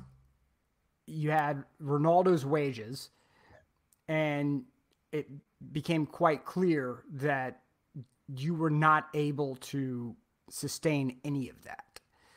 And so that's what exposed Serie A, really, is that the shifty practices and things that have been hidden away for so long, as the mamas and grandmamas have always said, what's done in the dark will always come to the light. And that logic has held true since the beginning of time, and it's certainly holding true here. And we'll keep an eye on all of that. But yeah, the one when the stuff with Juve happened, of course, it happened after the show was over. Mm-hmm. And so the first chance that I got to discuss it with you and kind of go into a bit of a deep dive as to what's going on. And let everybody know what's going on with that. I wanted to have that be one of the things that we talked about when you came back this week. A couple of other things before we go. I did have our deep dive, which kind of like the cage match last night between Becky Lynch and Bayley is probably going to get shortened because of all of the other segments that happened earlier today. Ricky mentions that Darwin Mateus said his goodbyes, it appears, on Instagram yesterday. And there's a bit of a story that's attached to that, Ricky. And we go through our friends at Google Translate for that. For the day after Christmas, and it's from La Patilla. And the headline of the article at La Patilla, soccer player Darwin Mateus filed a lawsuit for falsifying his signature and fingerprints. So, article. And this is once again translated through Google, so bear with me. The soccer player Darwin Mateus filed this Monday before the First Control Court of Barinas a legal complaint for the falsification of his signature and fingerprints by the Zamora FC Board of Directors in the sale of the federative rights of the former Atlanta player United 2 of the USL. According to a report by the journalist Clon Perez on Twitter, Mateus took the case to court after the petition in June of this year to the Chavismo prosecutor, to the Dispute Resolution Chamber and Ethics Commission of the Federation for Venezuelan Football without having obtained the justice invoked. And so, Ricky, to your point about Mateus saying his goodbyes, the last line in the article where the paperwork was filed after Christmas, Darwin Mateus currently sees action in Croatian football with NK Istra 1961. So NK Istra is celebrating their 60th year. But some interesting stuff involving Darwin Mateus from La Patilla, the newspaper. And it was picked up the day after Christmas. So that's the latest with Darwin Mateus that's going on there as he said his goodbyes on Instagram. But yeah, Nick, before we go this morning, there was a story that I wanted to kind of let folks in on, and it has to do with yet another coach and an 18-month ban imposed on the lower divisions in England. And I post this, and I know it's probably going to bring the self-imposed explicit banner when the audio version gets posted here on the app. Because there's racist and discriminatory language involving a former coach. FA has appealed an 18-month ban from football imposed on a former Crawley Town boss, John Yems. Independent regulatory panel banned Yems until June of 24 after he admitted one charge and was found guilty of 11 others relating to comments that referenced either ethnic origin, color, race, nationality, religion, belief, or gender between 2019 and 2022. The FA had been pushing for a 2-year ban, said last week it had fundamentally disagreed with the panel's findings that this was not a case of conscious racism. Statement from Kick It Out, very hard to understand the panel's findings. The organization's chief executive described the findings as utterly bizarre. FA chief exec Mark Bullingham last week revealed they were exploring legal options, and the governing body has now confirmed the appeal. They don't believe this is longer. They believe a longer sanction is appropriate. And, of course, they're not going to comment until things continue. Investigation into the John Yems began when a number of players from the League Two club took their grievances to the PFA. He was banned for football from 18 months, believed to be the longest punishment ever meted out for the use of discriminatory language after the panel decided his words were offensive, racist, and Islamophobic. All right, now here's what the panel concluded, and it's disgusting.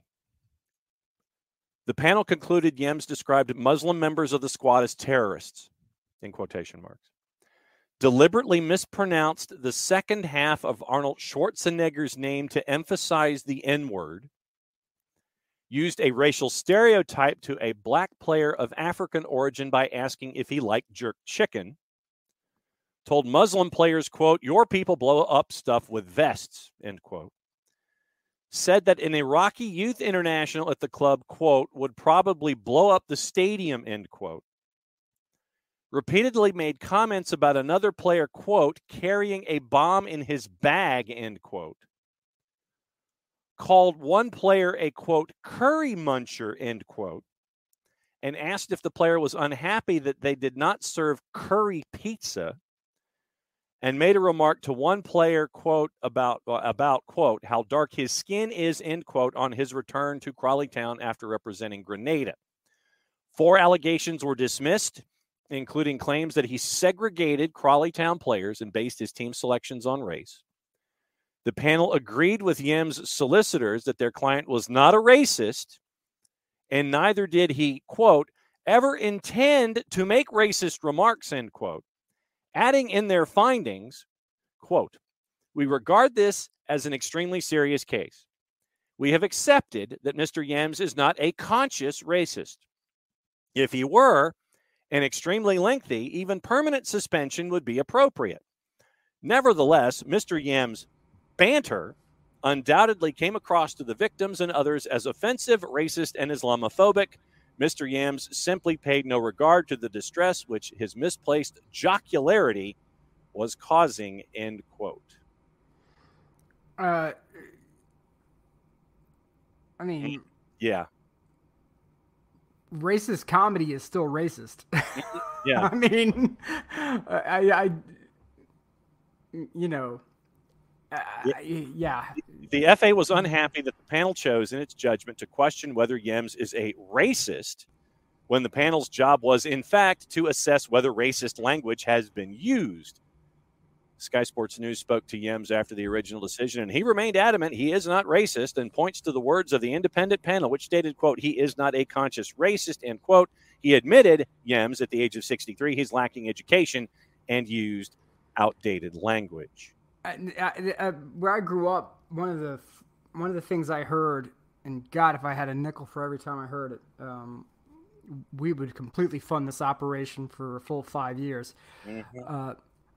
Well, I ain't prejudiced, but yeah, and you follow that up. Yeah, you follow it up. You know, I'm just making an observation because I ain't prejudiced, but yeah. But I'm just saying that is not a you know, and no matter where you go in the world, because I promise you, you know, take a trip to upstate New York.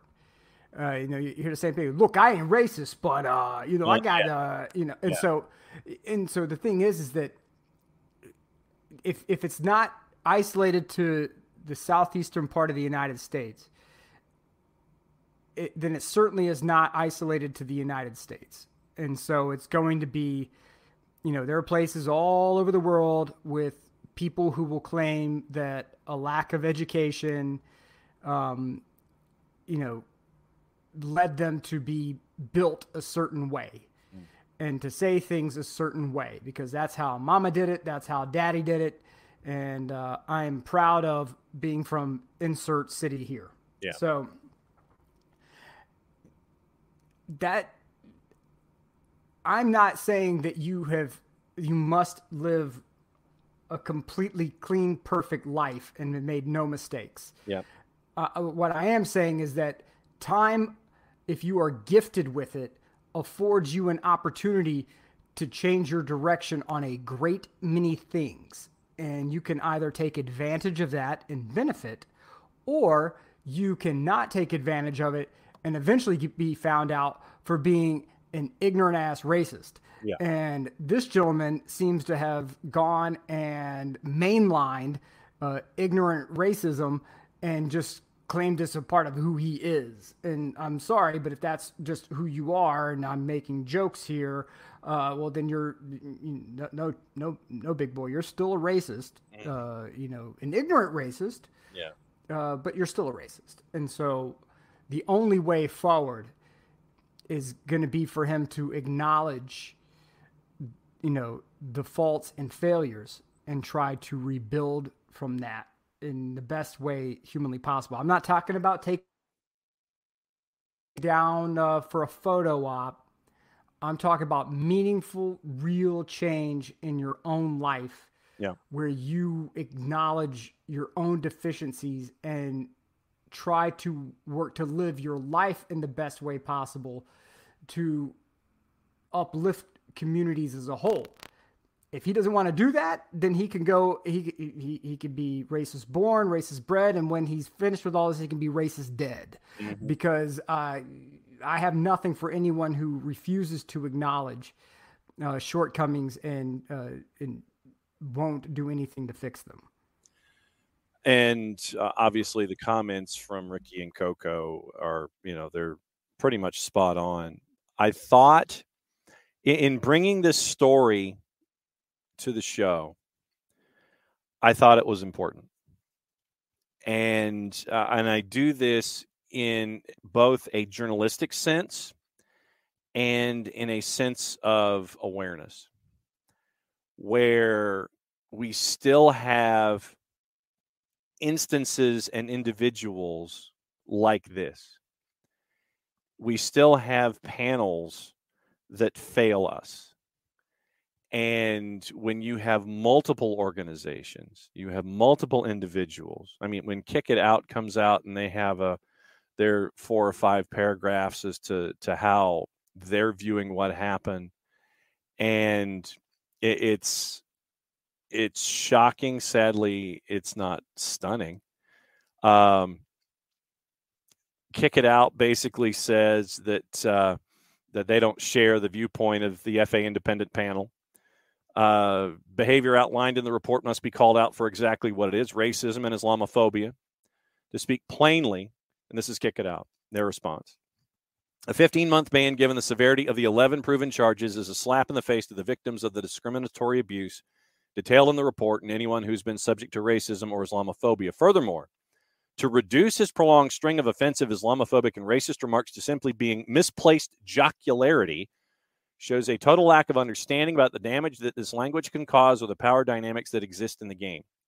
This decision also sets a dangerous precedent by allowing perpetrators to hide behind a banter defense when intentionally using harmful and discriminatory language, and we will be in touch with the FA to understand how the panel came to their conclusion.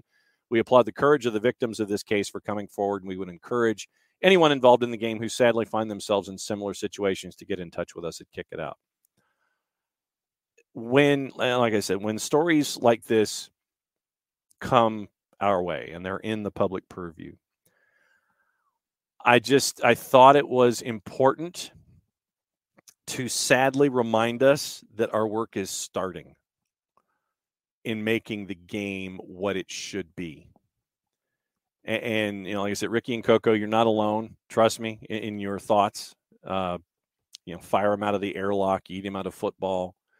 And yeah, Ricky, he did hit pretty much all of the Monopoly board.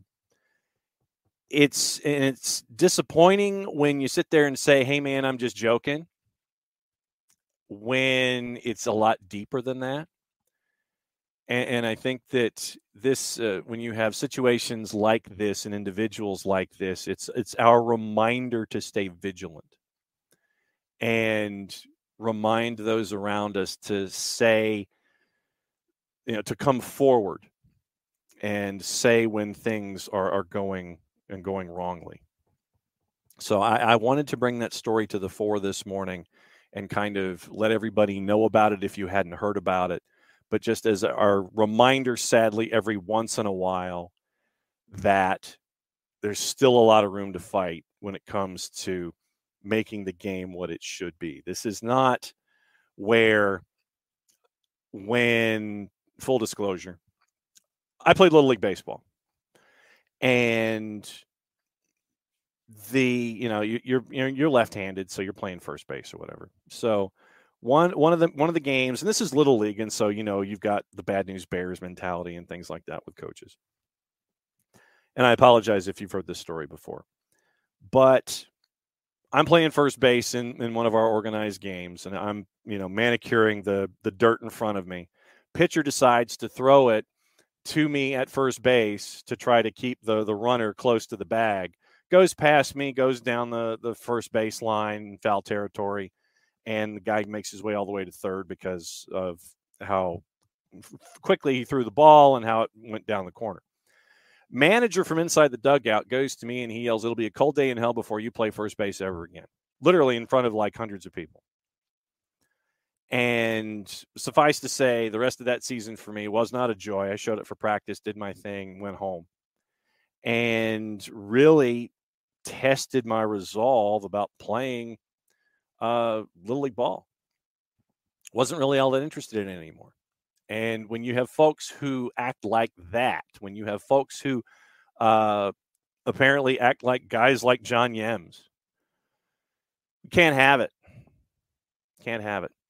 And so, like I said, Nick, I just wanted to bring the story of John Yems to the floor as a reminder, sadly, that we got a lot of work to do. There are a lot of fantastic people in the sports that we love. Sadly, there are folks like John Yems who are still allowed to function in the games that we love. Well, I think to your point, about your Little League story, which, I think there's so many of us who have known managers, coaches of that ilk, that you could be extraordinarily knowledgeable in a particular subject, right?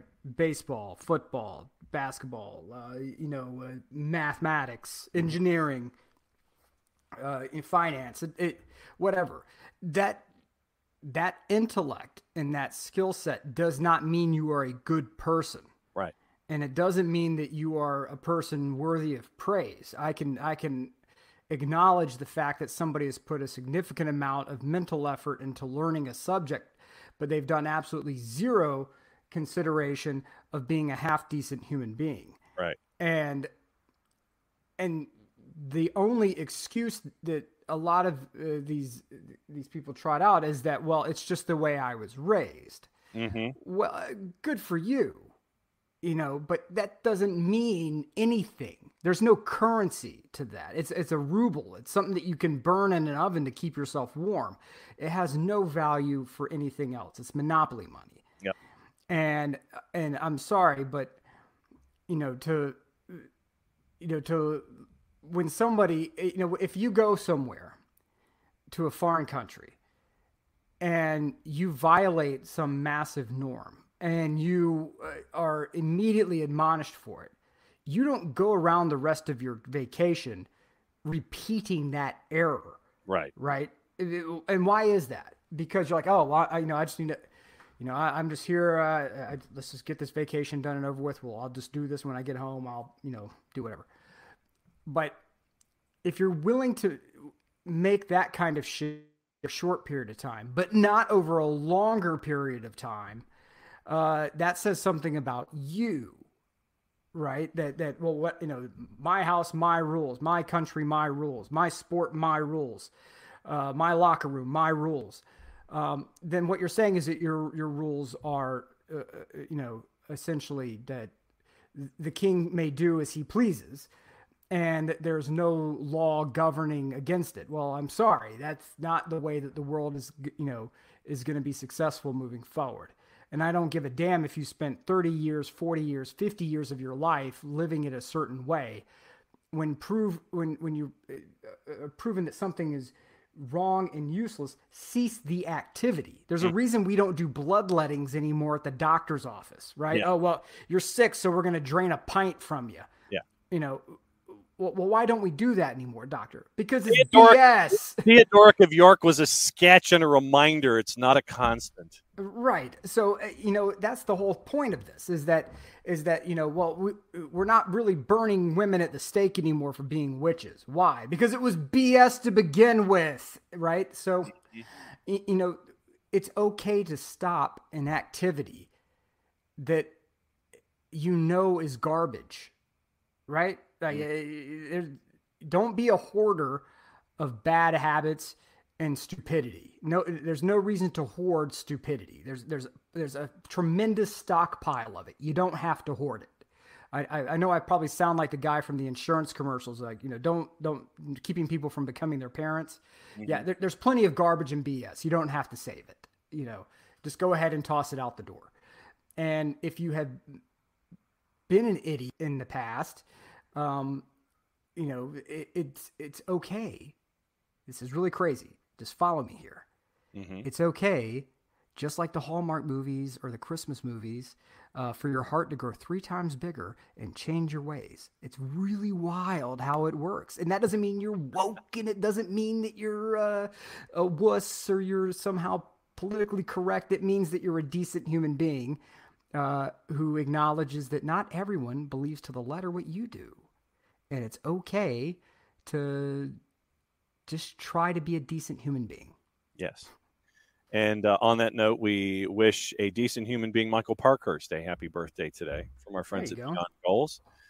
So I believe Greg Garza's turn will be on Friday when it comes to our Friday free kick with them. And Jim Goodwin is still employed at Aberdeen. So he has made it to the Oh, my God. How?